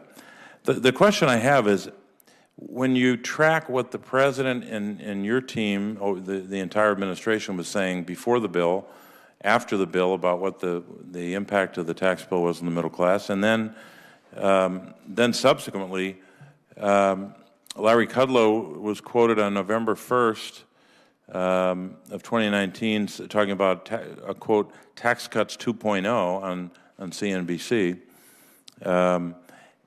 saying, indicating that the at least intention, I guess, was to provide another tax cut. Can you tell me where is that? Is there going to be a tax cut that's real and substantial? I hope even transformative for the middle class. Or are we still going to see a tax bill that's very limited to $800 or whatever number a lot of the middle class got? Well, I'm happy to follow up and go through all the numbers with you, but on my numbers, the typical family earning $75,000 saw their tax reduced by more than $2,000, or what was typically by more than half. So I don't agree with your numbers that the tax cuts were not significant for the middle class. Well, I just say on that, let me interrupt for 1 second. I think what you're disagreeing with is not me, but the Tax Policy Center, so that's fine. Well, I'm looking at the Tax Cuts and Jobs Act distribution chart, and again, I'd be happy to follow up with you and go through the specific numbers. I'm looking at Tax Policy Center numbers. We could look at other numbers. So I don't know which ones you're specifically looking at. Well, I would hope I hope that's not your final answer. I would hope that the administration would be focused on giving a tax cut which really improves people's lives, not either the $9 one way or the other per month for 50 million people under $100,000. So that's one. And then let me just finish with one reference to, I think Senator Menendez was talking about jobs by way of comparison to administrations. I think the data shows that if you look at the first 36 months under President Trump, basically February 17 through January of this year, it's about 182,000 jobs per month. The last 36 months, so the same time period, last 36 months of President Obama's administration, that number is 224,000 jobs per month in those 36 months. So 42,000 more jobs under Obama, adding up to about more than 1.5 million more jobs. So I don't think there's anything wrong with the president trying to commend the work of his administration about job growth, but I think we ought to be clear that if he's going to constantly compare himself to President Obama, he ought to at least acknowledge that the last 36 months under President Obama was stronger than his first 36 months. Maybe month number 37 and up will be better, but I think that's what the record shows. Actually, I mean, the economy was not stronger. The economy was slower. And for regards to jobs, when you start with a higher unemployment rate, it's easier to create absolute more jobs. Well, you guys didn't walk into an unemployment rate of 10% either, which President Obama did. I'm just saying, I mean, again, I'm looking at a 4.5 versus a 3.5. Obviously, as you get down to low unemployment rates, it's harder and harder to create jobs without increased participation. Senator Thank you very Cassidy. much. Thank you for being here. 45QS is a program I'm interested in to incentivize carbon capture sequestration. Louisiana's geology is well suited for this, and then we have lots of industry that would therefore benefit, and in so doing decrease global greenhouse gas emissions. We keep hearing that the guidance will be expected within weeks, but like weeks pass sort of thing. What is the current timetable of releasing this guidance, and given the short time frame that remains to capture the credit, can we be sure it will be released soon? Yeah, so let me just comment, and I know there's been delays on this. I'm not giving excuses. It's been coordinated with two other departments, the Department of Energy and EPA. I did review this as recently as yesterday. There will be guidance that's coming out in the next few weeks. My team has committed to that. And then there are other regulations that were supposed to come out in April that I told them they needed to have come out in March. So we are very focused on this, and it's an important issue. Sounds great. Thank you. Electric vehicles, I'm sure you're familiar with the Treasury's Inspector General released an audit report in September finding, one, taxpayers improperly claimed $72 million in EV tax credits, and two, the IRS does not have an effective process to identify and prevent these erroneous claims. And these have doubled in size in the 8 years since first reported. I always figure that electric vehicle tax cuts are tax cuts for millionaires and billionaires, right? It's the top 1% who are buying all the electric vehicles, and the guy driving the 1974 Ford pickup truck is the one paying the tax credit. So what has the IRS or the Treasury done in terms of program integrity to be able to identify or to eliminate this problem? Well, I agree with you on the first part, particularly people who are buying expensive Teslas, and I was one of those people, don't need the tax credits. I think also we have an unfair situation right now where certain U.S. companies still have tax credits and others don't. But we are working with the IRS on the audit issue and what we do to fix that. Would it be helpful, one, do you need any authority from Congress, number one, and number two, it seems as if VIN numbers would be, I'm assuming there's a database of VIN numbers somewhere out there. It seems like a simple solution would be some sort of cross-relationship. But again, do you need any sort of authority from Congress to do any of this? We'll always take a little bit more money from Congress to fix these things, to collect taxes. But no, we don't need any authority, but it is unfortunately a complicated audit situation. I'm also interested in the rise of e-commerce and with the counterfeit goods that are being sold on Amazon and other platforms that are a risk to both health and safety. Now,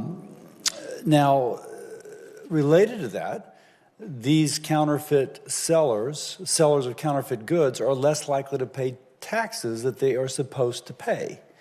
Now, we're approaching this in a variety of ways, but could you tell me about any efforts Treasury is making, perhaps in tandem with the Department of Justice, to address the tax gap that counterfeits create? Well, let me comment two things. The counterfeit issue is an issue that the White House is focused on. That's not really directly a Treasury issue, but we do share the concerns of counterfeit goods. I think one of the questions that needs to be considered is the people who are selling these counterfeit goods on marketplaces. Should the e-commerce companies bear certain responsibility for better monitoring on this, because this is a real problem for consumers. And ultimately, as it relates to the tax gap, this is one component of the tax gap, but we are very focused on what we can do on the tax cap overall. And then can you just comment specifically on the impact that counterfeit goods have on the U.S. economy? It has a very big economic impact. It's lost revenues. It's hurting companies and small businesses that sell legitimate items. It's ripping off consumers who think they're buying something that they're not getting. I appreciate your answers, and I yield back. Thank you, Mr. Chairman. Welcome, Committee, Mr. Secretary. I want to spend a few moments and talk about the historically strong state of our economy. Watching what's happened under President Trump, with Republican leadership's commitment to tax reform, cutting burdensome regulations, this economy is booming. And it's benefiting Montanans, it's benefiting the American people. I'm struck by the job creation number, Mr. Secretary. Over 6.7 million jobs have been created since President Trump was elected. Interestingly, about 70% of those jobs, 4.6 million of the 6.7 million jobs, have been created since we passed tax reform. A national unemployment rate of 3.6%, near a 50-year low. There's a reason I left the private sector to come into public service, was to see outcomes, see results like this. Wages are growing for workers across the board, but importantly, we're seeing this blue-collar boom. Low-income Americans are experiencing the largest wage gains, and average wage growth for workers now outpaces the wage growth for managers. Americans are getting back to work. This is good for Montana. It's good for a country. Mr. Secretary, my question for you is, as you look at the tax policies that we move forward with, as we've seen now an outcome that was predictable.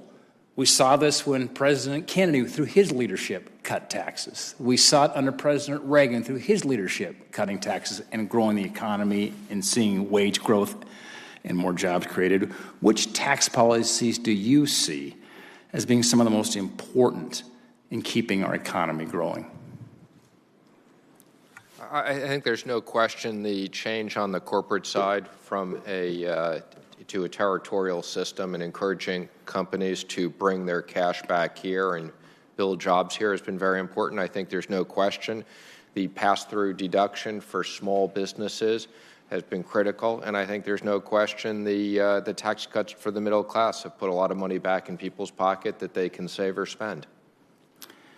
So you brought up the pass-through issue. I'd like to talk a bit about that we call it the Main Street tax relief. As we were having the discussions back before we passed the bill between the C-Corp side and the pass-through side, or I like to call it the Main Street businesses side. In Montana, 90% of our businesses are actually small businesses. It would be on the pass-through side. In fact, according to a recent Square Gallup survey just last month, 69% of small business owners say their business benefited from the 2017 tax law. 69%. More than 7 in 10 say they reinvested over 1/4 of the savings that resulted from the tax law back into their businesses. And I can tell you that's why myself, along with Senator Roberts, Senator Thune, Senator Blackburn, introduced the Main Street Tax Certainty Act, which would make that 20% deduction with the Tax Cuts and Jobs Act permanent. I think it's critical we work towards this on behalf of our small businesses.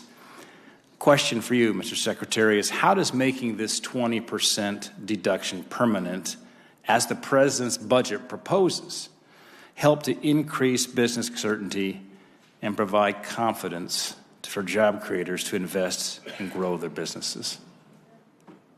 Well, as you've commented, those small businesses are the backbone of a large part of the economy, not just in your state, but in other states. And providing that tax relief gives those businesses more money to put back into their businesses, to hire additional people and go out and make capital investments. I want to shift gears for a moment, and I agree with you. Shift gears for a moment, talk about the trade situation. I've just been struck by the success you all have seen in the last 120 days. Remarkable. I was there in the White House with the President when he signed the historic Japan deal in October. In fact, I had a Montana cowboy hat in the room with me. One of my cow-calf producers, Fred Wacker from Miles City, was there. Followed then by the Phase 1 China deal. Followed then by the Canada and the Mexico trade agreements. The trade with these four countries over $2 trillion, as you know. If you stack rank the top 4 trading partners in the United States, you hit them all, 1, 2, 3, and 4. I applaud the focus. We've made great progress on trade. I want to congratulate you and the team to that end. I look forward to continuing to work with you in this administration to hold China accountable now for these existing commitments that have been made, and we get these Phase 2 negotiations completed, as well as what you're doing here now with the UK, with the EU, India, and other critical markets. Let's see how many more we can get done here before the end of the year. Thanks, Mr. Secretary. Senator Brown. Thank you, Mr. Chairman. Welcome, Mr. Secretary. I got word last night that Jessie Liu, who is with whom we were going to do a hearing in banking for her nomination, she was inexplicably and suddenly withdrawn by the nomination by the President last night. When did you learn the President was withdrawing the Undersecretary of your department? I believe it was 2 days ago. 2 days ago. Can you tell me why her nomination was withdrawn? I think you know nominations are at the President's direction, and we don't comment when nominations, as a matter of policy, when nominations are withdrawn, which happen for a variety of different reasons at different times, why that's done. So you don't have any knowledge, any opinion or knowledge of why she was withdrawn? Again, what I've said is as a matter of policy, the White House does not. I was just going to give you a second chance, Mr. Secretary. Prior to her position, you may know this, maybe you don't, I don't know, was she was U.S. Attorney for the District of Columbia. She was involved in the cases of 3 of Mr. Trump's convicted political operatives, Mr. Gates, Mr. Stone, Mr. Flynn. Absent any plausible explanation for his withdrawal of this nomination, even though you claim, I hope you know you're more or less under oath, you claim to have known it for 2 days. It appears this is another stop on the President's personal retribution tour, an attempt to ensure that she did not come before the Banking Committee tomorrow to answer under oath questions about those prosecutorial decisions. When prosecutors scaling back sentencing recommendations on Mr. Flynn, with senior DOJ officials suddenly intervening yesterday to reverse and make more lenient the sentencing recommendation of career prosecutors. 4 of them withdrew. 1 of them actually resigned. It tells us a lot. I mean, this personal retribution, this PR tour for the White House, this personal retribution tour the President's engaged in started with the prayer breakfast of all places, and then the East Room, and then his attacks on Colonel Vindman, mocking his accent. Senator Portman and I work a lot with the Ukrainian community, and I'm proud that so many Ukrainians have called America home, leaving the Soviet regime, and he was serving his country. The President mocks him. It's the unannounced, the surprise, unexplained withdrawal of Jessie Liu, and I would hope you would give an explanation that's the one that the counter to the one that everyone assumes, and that is that the president she's part of the president's personal retribution tour. So I'm hopeful that either this hearing or later you will help us and tell us the real reason. Mr. Chairman, I want to shift to another question Senator Wyden's been a leader on. I appreciate your response to the letter I sent you last month about the international tax regulations. Since I wrote you, the nonpartisan CPO revised its corporate revenue projections that over the next 10 years, they're projecting $110 billion less in revenue than previously thought. The report says CBO reduced its projection of the amount of income subject to tax under certain provisions related to international business activities. These changes, which lowered corporate receipts, reflect the implementation of the law. They've gone on. I'm most interested in the regulations affecting U.S. tax obligations of multinational corporations on their foreign income. Before Treasury issued these regulations, did Treasury do any analysis of how much revenue would be lost? Treasury doesn't do analysis as part of the regulations, but what Treasury does do is when we update the budget and there are specific regulations or technical changes, we do take that into account. So did you estimate how much, did you have any estimate about how much revenue would be lost by those regulations? Again, what I would say is now having reanalyzed those relative to the overall receipts, we don't think there are significant material changes. Well, $110 billion is pretty significant, and when you look at, I don't think they're hundreds of billions. Just to be clear, I didn't say hundreds of. I said 110. I don't think they're 100. Well, when the president, you do know this, when the president put out his budget Monday, after your tax cuts, about which you brag and always forget to mention, this should never happen during periods of economic growth when the budget deficit explodes the way it does, something that your administration doesn't seem to care about. The president goes to Davos, announces it, takes it back, then goes in his budget and makes huge cuts in Medicare, Social Security, Medicaid, and all kinds of things that matter to working class families while the rich in this country get richer, and that seems to be the way this administration seems to want to go. Thank you. Senator Cantwell. Mr. Treasury Secretary, we've had a chance before to talk about the problem that we have in the United States of America with the lack of affordable housing, and particularly wanted to ask you about the low-income housing tax credit. The tax credit has two different credits, 9%, which is mainly used for new construction of affordable housing, and 4%, which is used for new construction, mostly workforce and rural housing, rehabilitation of existing affordable housing. The 4% accounts for about 53% of all the affordable housing built in the United States. The tax credit writ large, like 90% of the affordable housing that is built with the tax credit, which means if we don't expand the capacity for the credit, we're not going to get more supply, and we certainly have a supply problem. So right now the 4% credit is challenged because it's not really 4% because it's a variable rate. Right now it's trading at 3.2%. So one of the things that my colleague, Senator Young, and I have been working on is making that 4% a floor, if you will, on the tax credit, a fixed rate. This would help us immediately provide more affordable housing in the marketplace by just the value of that credit being more determinate to those making these investments and getting the tax credit. So could you give me some feedback on that as the Treasury looks at this issue and whether you would support the 4% fix? We'd definitely be happy to work with you on that. And unfortunately, Senator Brown just left, but I was going to make the comment we do care about affordable housing, and I'm hoping it's a different committee, but we can work on housing finance reform because affordable housing is a big component of that. But we would definitely be willing to work with you on the issue you just brought up. On the 4%. It's the easiest thing to do right now. We'd certainly appreciate the Treasury looking at a larger investment beyond just fixing the 4%. We think that the supply side of the equation clearly shows that we're not getting the job done across America for lots of different reasons, lots of different changes in demographics. And I think the thing that's clear is that the population who doesn't have affordable housing is costing us a lot of money too.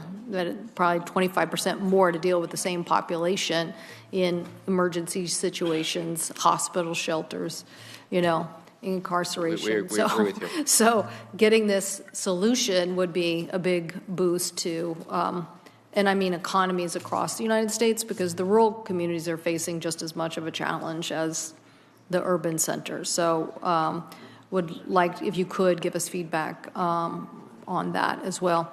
I think I'm going to stop right there. Thank you, Mr. Chairman. I'm sure it's unusual for today, but yes, I am. Okay. Say Senator Toomey came back, so I'm going back up to the top of the list. Senator Toomey, go ahead. Thank you very much, Mr. Chairman. Mr. Secretary, welcome, and thank you. Let me just say off the top, I want to say I really appreciate the way you have consistently engaged in a dialogue with senators to, I guess, inform the judgment of the folks at Treasury in the implementation of our tax reform. I appreciate that ongoing dialogue. I think it's very constructive.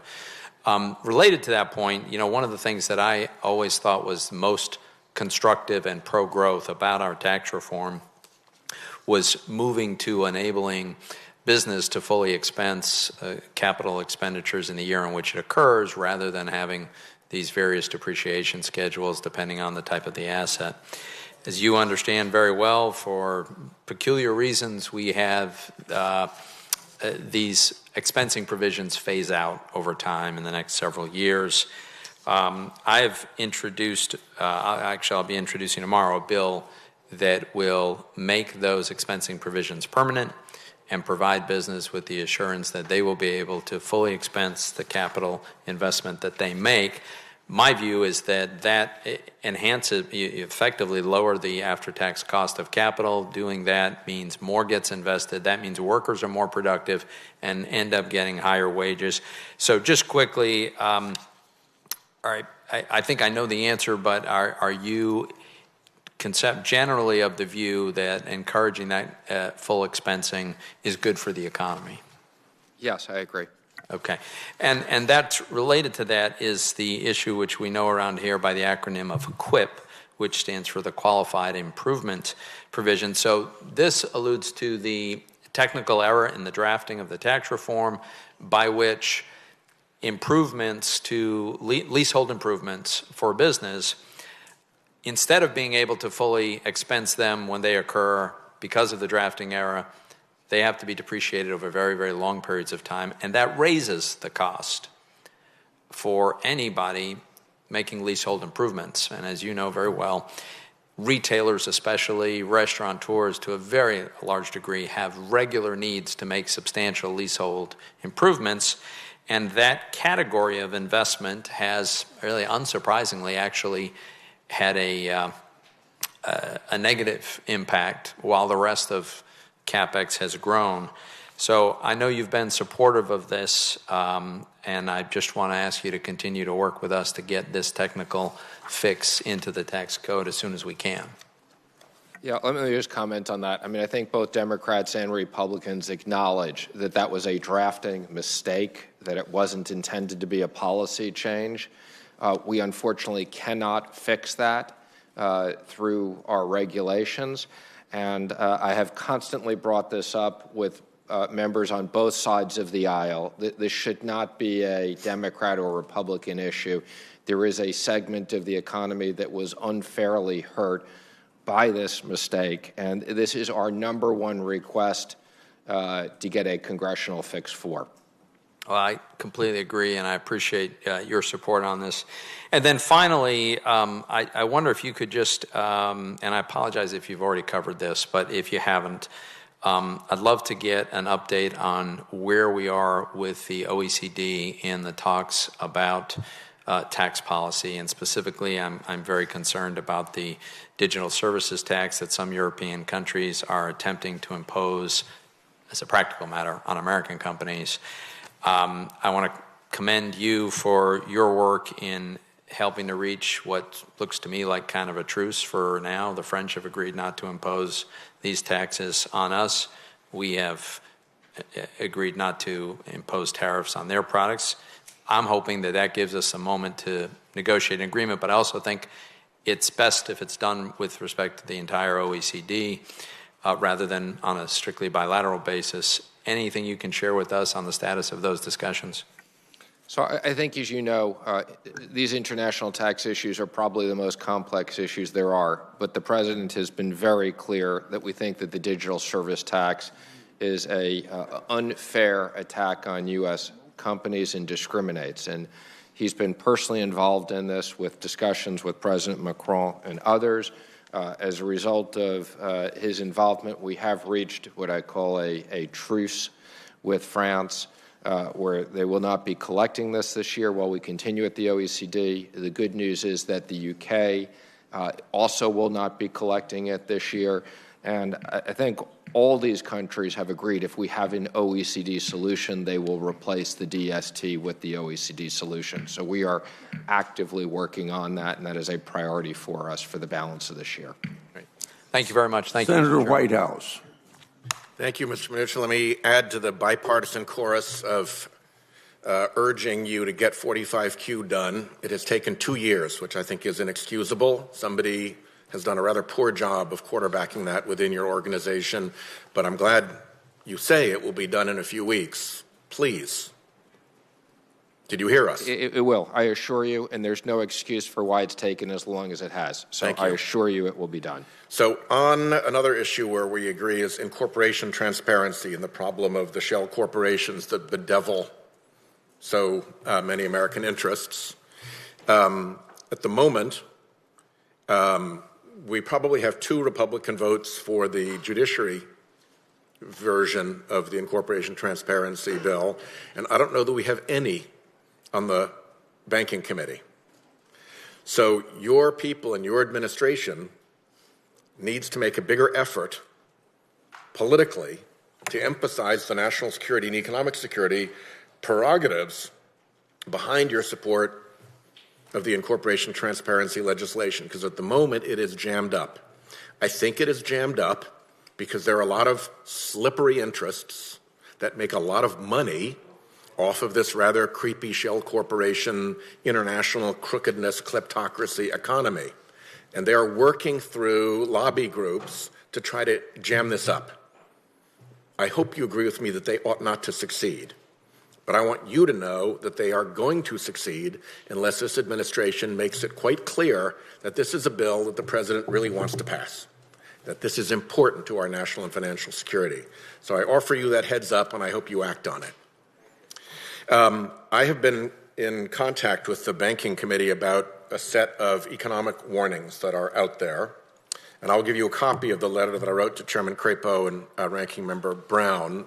But I want to take a minute and read you some parts of it. It was prefigured by a December letter that I wrote based off the warnings about a coastal property values crash that have come from a number of sources, but in particular Freddie Mac, which is a fairly credible source for a warning like that, and of a carbon asset bubble crash led primarily by the Bank of England. As you know, they've been at this for quite some time. There are now over 30 sovereign and central banks echoing those warnings. So between December 2nd, when I sent the first letter, and February 6th, when I sent this one, the Bank for International Settlements came out with a very significant warning that these physical and transition risks associated with climate change would affect the stability of the financial sector, that they could be irremediable by ordinary methods. The impacts could be so great as to, here's their language, make quantifying financial damages impossible. That the effects would be, I quote them again, catastrophic and irreversible. That these climate-related risks will remain largely unhedgeable as long as system-wide action is not undertaken. And it emphasizes that this is a systemic financial risk. The terms systemic financial risk mean something fairly significant, do they not? They do. And it's a severe warning, is it not? The warning of systemic financial risk. Is it or is it not a severe financial warning that of a systemic financial risk? I'm not following what the question is. So I understand obviously what systemic risk is. And it's serious. Systemic risk by definition is serious. Thank you. That's all I needed to hear. Then we went on in that same time period to the BlackRock letter, in which CEO Larry Fink wrote, "Climate change has become a defining factor in companies' long-term prospects, that we're on the edge of a fundamental reshaping of finance, compelling investors to reassess core assumptions, and that in the near future and sooner than most anticipate, there will be a significant reallocation of capital." That's another pretty ominous phrase, is it not? That's his opinion. I don't take it as an ominous phrase, but yes. Well, it'll be interesting to see, isn't it? Well, it goes on. McKinsey recently warned that climate change could make long-duration borrowing unavailable, impact insurance cost and availability, reduce terminal values, and trigger capital reallocation and asset repricing. The World Economic Forum put out its Global Risks Report in the same month, listing the top 5 most likely risks facing the world over the next 10 years, and all 5 were climate-related risks. And last, Mr. Chairman, the Stanford Graduate School of Business report of January noted again that the financial risks from climate change are systemic, singular in nature, and that global economic losses from climate change could reach $23 trillion, 3 or 4 times the scale of the 2008 financial crisis. My question to you is, have you ever heard so many and such severe warnings from so many and such respected sources about a looming risk of economic crash? Ever? Well, let me just say, every time everybody agrees on financial risks, sometimes they turn out not to be the case, and when people don't see them, it's the worst that you can expect. There was a lot of discussion on this issue when I was at Davos. I will say it's something that both at an international basis and at the FSOC we continue to talk about and monitor. I think one of the big questions is, how does technology change over the next 20 years, and what is the cost of carbon recapture? There's a lot of very extremely interesting potential technologies that will reduce the cost of carbon recapture quite dramatically. Before I call on Senator Sass, I want to say, since I'm a partner with Senator Whitehouse on beneficial ownership, I want to thank you for your support, and I hope you can talk loudly about it, because we have to overcome a lot of special interests to get that thing passed. Senator Sass. Thank you, Chairman. Thank you, Secretary, for being here. Let's talk about China a little bit. We had Chairman Powell at the Banking Committee this morning, and when he was asked a series of questions about the coronavirus, he said that it was, not quoting here, but paraphrasing, that it was too early to tell if the public health event would materially change China's economic relationship with the rest of the world. So I think I have 2 questions about that for you. The first is, do you agree that it's too early to tell what the impacts of coronavirus are going to be? But more significantly, what kind of data would the Treasury Department be looking for to see the earliest signs of whether or not China may be undergoing some sort of changed relationship with the rest of the world? Obviously, it's going to overlap with a bunch of trade questions we should explore. Well, let me just say, Chair Powell and I have spoken about this recently, and I think we both share similar views. So anytime you're modeling something like this, you have to start with what the impact is of the virus and the way it's spreading. I think on the one hand, there are certain aspects of it that are much more concerning than SARS. On the other hand, I think China started dealing with this much earlier. So I think that the scientific data, when we have another 2 to 4 weeks worth of data, we'll have a much better ability to extrapolate this. There's no question it's having a significant impact in China. To what extent the virus spreads, the rate it spreads, is something we're obviously monitoring very carefully. And to have economic impacts of this, I think we need another 3 to 4 weeks of data to be able to extrapolate in a more specific way. Thanks, and I appreciate your point that they have tackled this earlier than SARS, but we should just have a shared understanding in this room and in the broader USG context that this disease, 9-ish weeks old, got no attention for over 5 weeks from the Chinese Communist Party because they have this myth that Chairman Xi can preside over China. I think their language at their most recent party conference was from east to west, from north to south, across all sectors of the economy. He is functionally all-knowing. Well, if you believe that kind of BS, then obviously you would need to hide the emergence of a global pandemic because 1.4 billion Chinese, 90 million members of the Communist Party, and as he consolidates more and more power at the top, this myth that he's able to centrally plan everything that happens in their civilization means if you have something horrible, a natural disaster like a disease, the Communist Party essentially becomes a great incubator to spread that disease by lying to your people about the competence of the leadership. So they may have addressed it faster than SARS. They still addressed it way too late, and there are people both in China and beyond dying because of the malfeasance and maladministration of the Communist Party.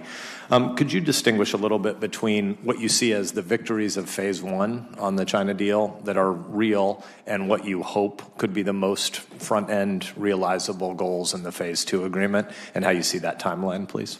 Well, I think the Phase 1 agreement is quite significant. It's the first time that there's been serious commitments. It's everything from forced technology issue, patent protection, agricultural structural issues, financial services issues, currency provisions, and a real enforcement provision. So I think they're quite significant. Obviously, our biggest focus is implementing Phase 1. That, to a certain extent, has slowed down given the virus as expected. And I think Phase 2, the good news is Ambassador Lighthizer and I have the entire Phase 2 chapters dealt with. And we've said we may roll them out as Phase 2, A, B, C, D. It doesn't necessarily have to be a big bang, but we know what we want to get in Phase 2. When you say you have those chapters dealt with, if you looked at Phase 2A or whatever the piece, it's the earliest batch. What's the earliest and the worst case scenario timeline you envision? Well, we really haven't determined that. I mean, the president's been very clear. He wants us to execute on Phase 1. He wants us to make sure as we move to Phase 2, we get what we need to get and doesn't want to set arbitrary timelines. So I think, as you know, the president kept significant tariffs on to create an incentive for them to do Phase 2, and those won't be reduced until we do that. Thanks. You mentioned that there have been real commitments about IP theft and forced technology transfer in Phase 1.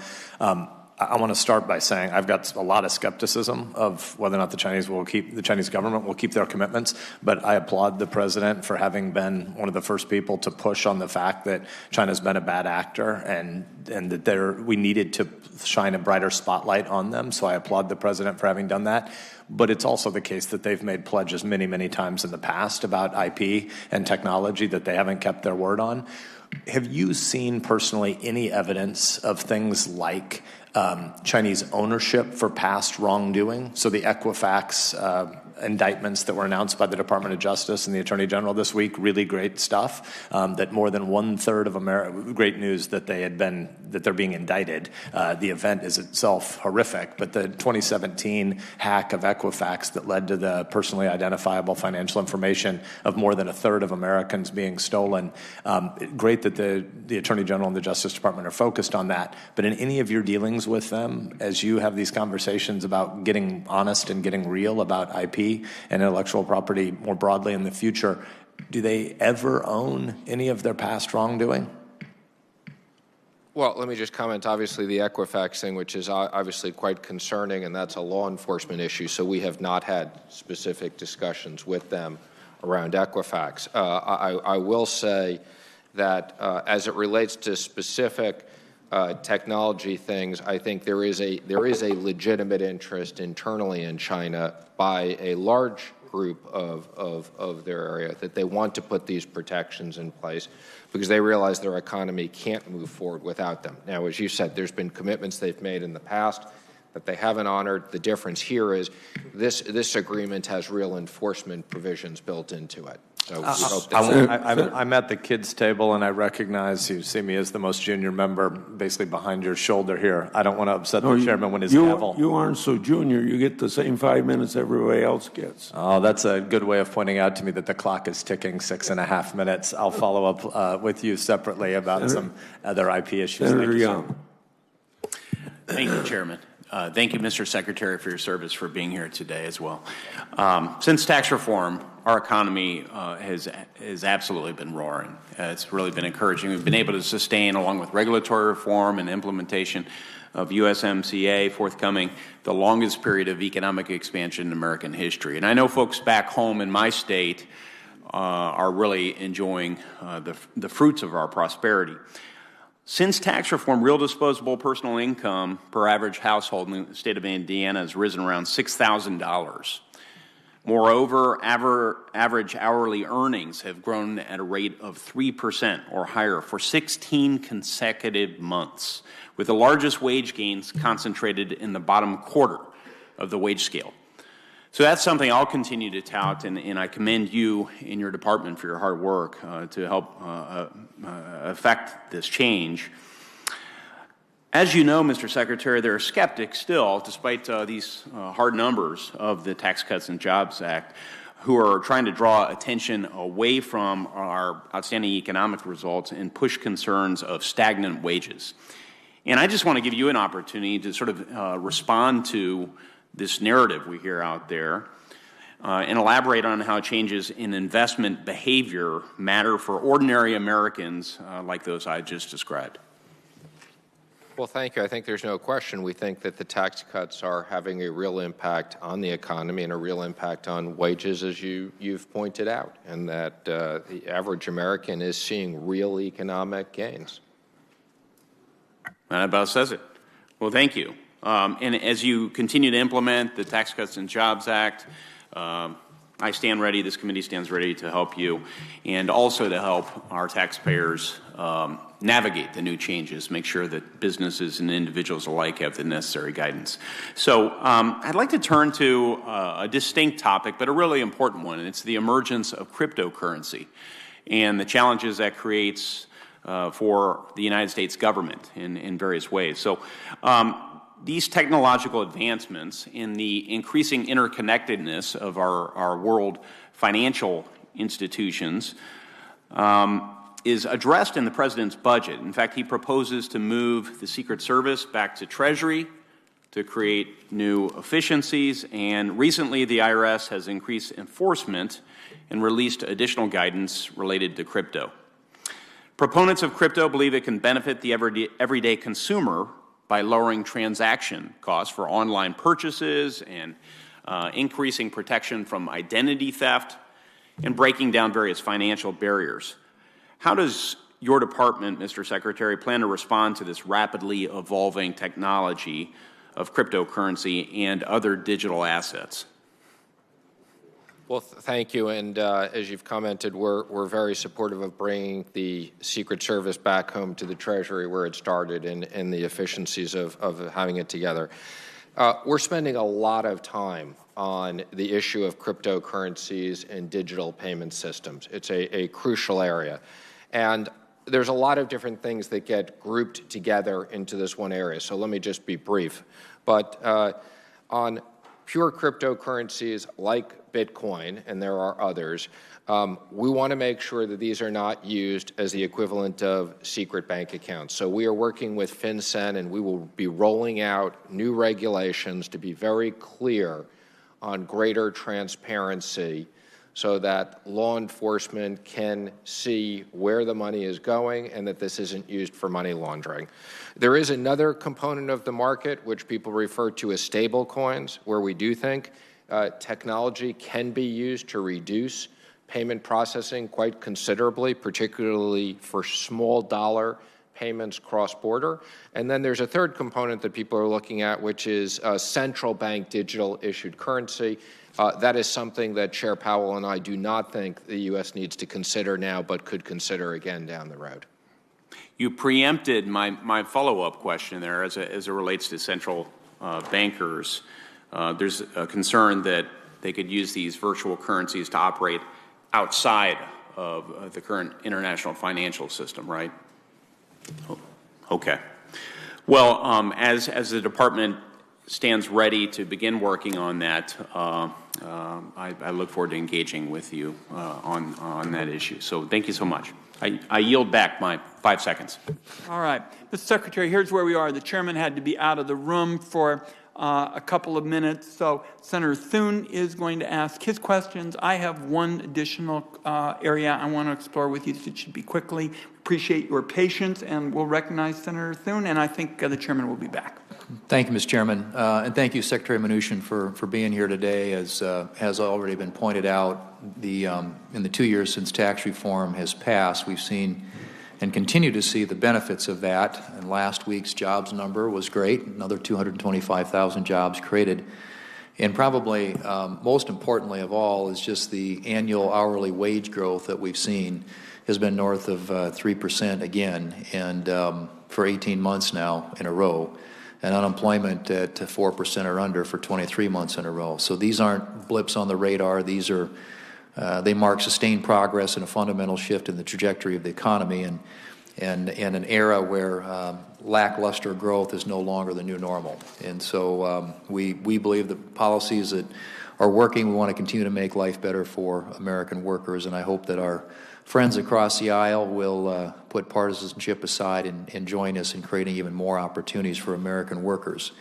And one way to start, of course, would be to very thoughtfully engage on some of the proposals that you have put before us today. And before I get to my question, I want to mention, too, to thank you for your efforts to thread the needle on the 199A regulations and ensure that the grain glitch deal that we struck with stakeholders is clearly reflected in those regulations. So thank you for your attention to that. The President's fiscal 2021 budget once again seeks to improve clarity in worker classification, an issue of particularly importance in today's gig economy. And as you know, I've introduced legislation that would help develop clarity surrounding the tax treatment of this new generation of workers, and the administration's proposal includes many elements of this legislation. The bill, the New Economy Works to Guarantee Independence and Growth, or the new GIG Act, addresses the classification of workers, independent contractors versus employees, and creates a worker safe harbor based on a set of objective tests. The new GIG Act also modernizes information reporting requirements and provides for voluntary withholding by independent contractors.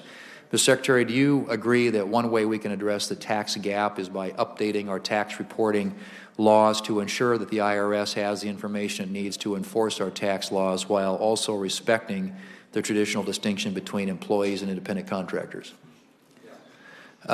So just as a follow-up to that, how important is it in your mind that Congress modernize the tax code to respond to the changing nature of our economy and the evolving nature of how goods and services are increasingly provided? We look forward to working with you. We think it's a significant issue. Good. Okay. We hope so. We'd like to see this this change get made and get enacted. In the post-Wayfair world, there remains a potential for discriminatory and duplicative taxes on digital goods and services, such as online downloads of music and cloud computing services. And while my home state of South Dakota was careful in the way it crafted its sales tax law, the potential for multiple and discriminatory taxes levied on these types of goods and services could threaten the growth and innovation of this important sector of the economy, something that I have worked with the ranking member Wyden on in the past, and we've introduced the Digital Goods and Services Tax Fairness Act, a bill which would provide some rules of the road, if you will, for taxing digital goods and services, and it establishes a framework across multiple tax jurisdictions. Mr. Secretary, do you agree that more certainty on these and other interstate commerce issues is needed after the Wayfair decision? We look forward to working with you on that as well. Well, we're going to give you that opportunity. We're going to have a hearing on that real soon in the Commerce Committee. Last thing I'll say is we appreciate the work that you did last year to implement changes to Treasury guidance for high deductible plans used with HSAs. The inclusion of chronic disease management as preventive care is an important step in helping patients with conditions like diabetes or asthma better manage their health, and I look forward to continuing to work with you on that. And we have one other issue that is related to that. I have a bill called the FIT Act, and it would allow HSA dollars to be used toward expenses related to physical activity. And I think that's something that's on the preventive side that we can do that would really help bend the curve when it comes to reducing healthcare costs. And I would just simply ask you in response, would you commit to working with me and my staff on ways that we can address that issue through legislation or through further administrative fixes? We will. Thank you. Great. That was easy. Got all my questions answered. Mr. Chairman, I yield back. Thank you, Senator Thune. One additional area, Mr. Secretary. Senator Menendez and I both asked you about whether the Treasury Department was being tough enough on sanctions violators. And Senator Menendez asked if sanctions decisions would be free from political considerations, and you simply said no.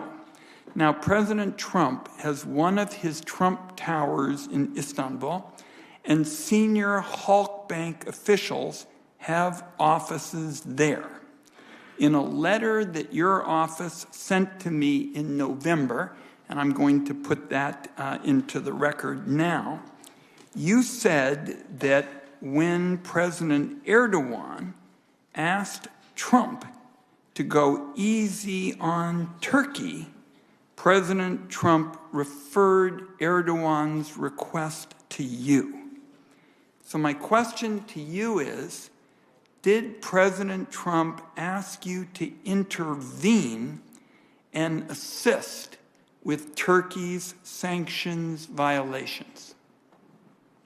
So I want to just clarify one thing on the first part. When the question was asked about political, I was using the word political and policy interchangeable. So I just want to be clear in my response.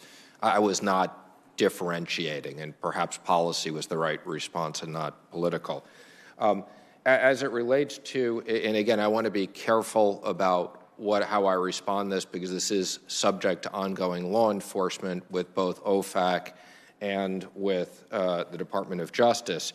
The reason why the president referred Halkbank to me and to DOJ was because there was ongoing issues, and the portion of the OFAC fell under my responsibility. That was the reason why it was referred to me. So my question is, did President Trump ask you to intervene and assist Turkey with their sanctions violations? He didn't ask me to intervene. What he asked me to do was to, again, he knew that I was responsible for overseeing the OFAC provision of it, okay? And again, I can't go into the specifics of the investigation. Again, this was a sanctions violation, as you're aware of, as it relates to Halkbank. And it would not be irregular for us to talk to government officials, specifically where there are areas under my responsibility. Well, you told me that there were 7 meetings.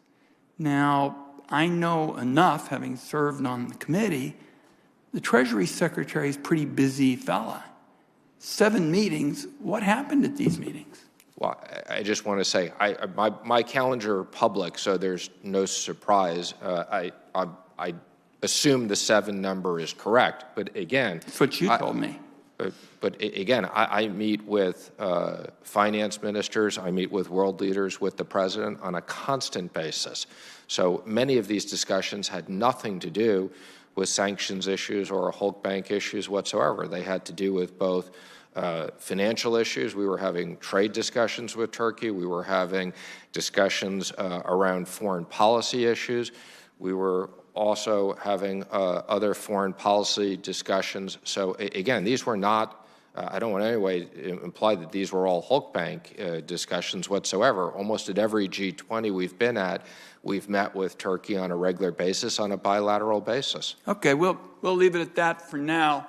Some meetings were about Halkbank and some were about other matters based on your last answer. Thank you, Mr. Secretary, for your testimony today on the President's fiscal year 2021 budget. We're going to ask members on both sides of the aisle, I think the staff knows, to submit any written questions for the record by close of business on Wednesday, February 26th. And with that, the hearing is adjourned. Thank you very much.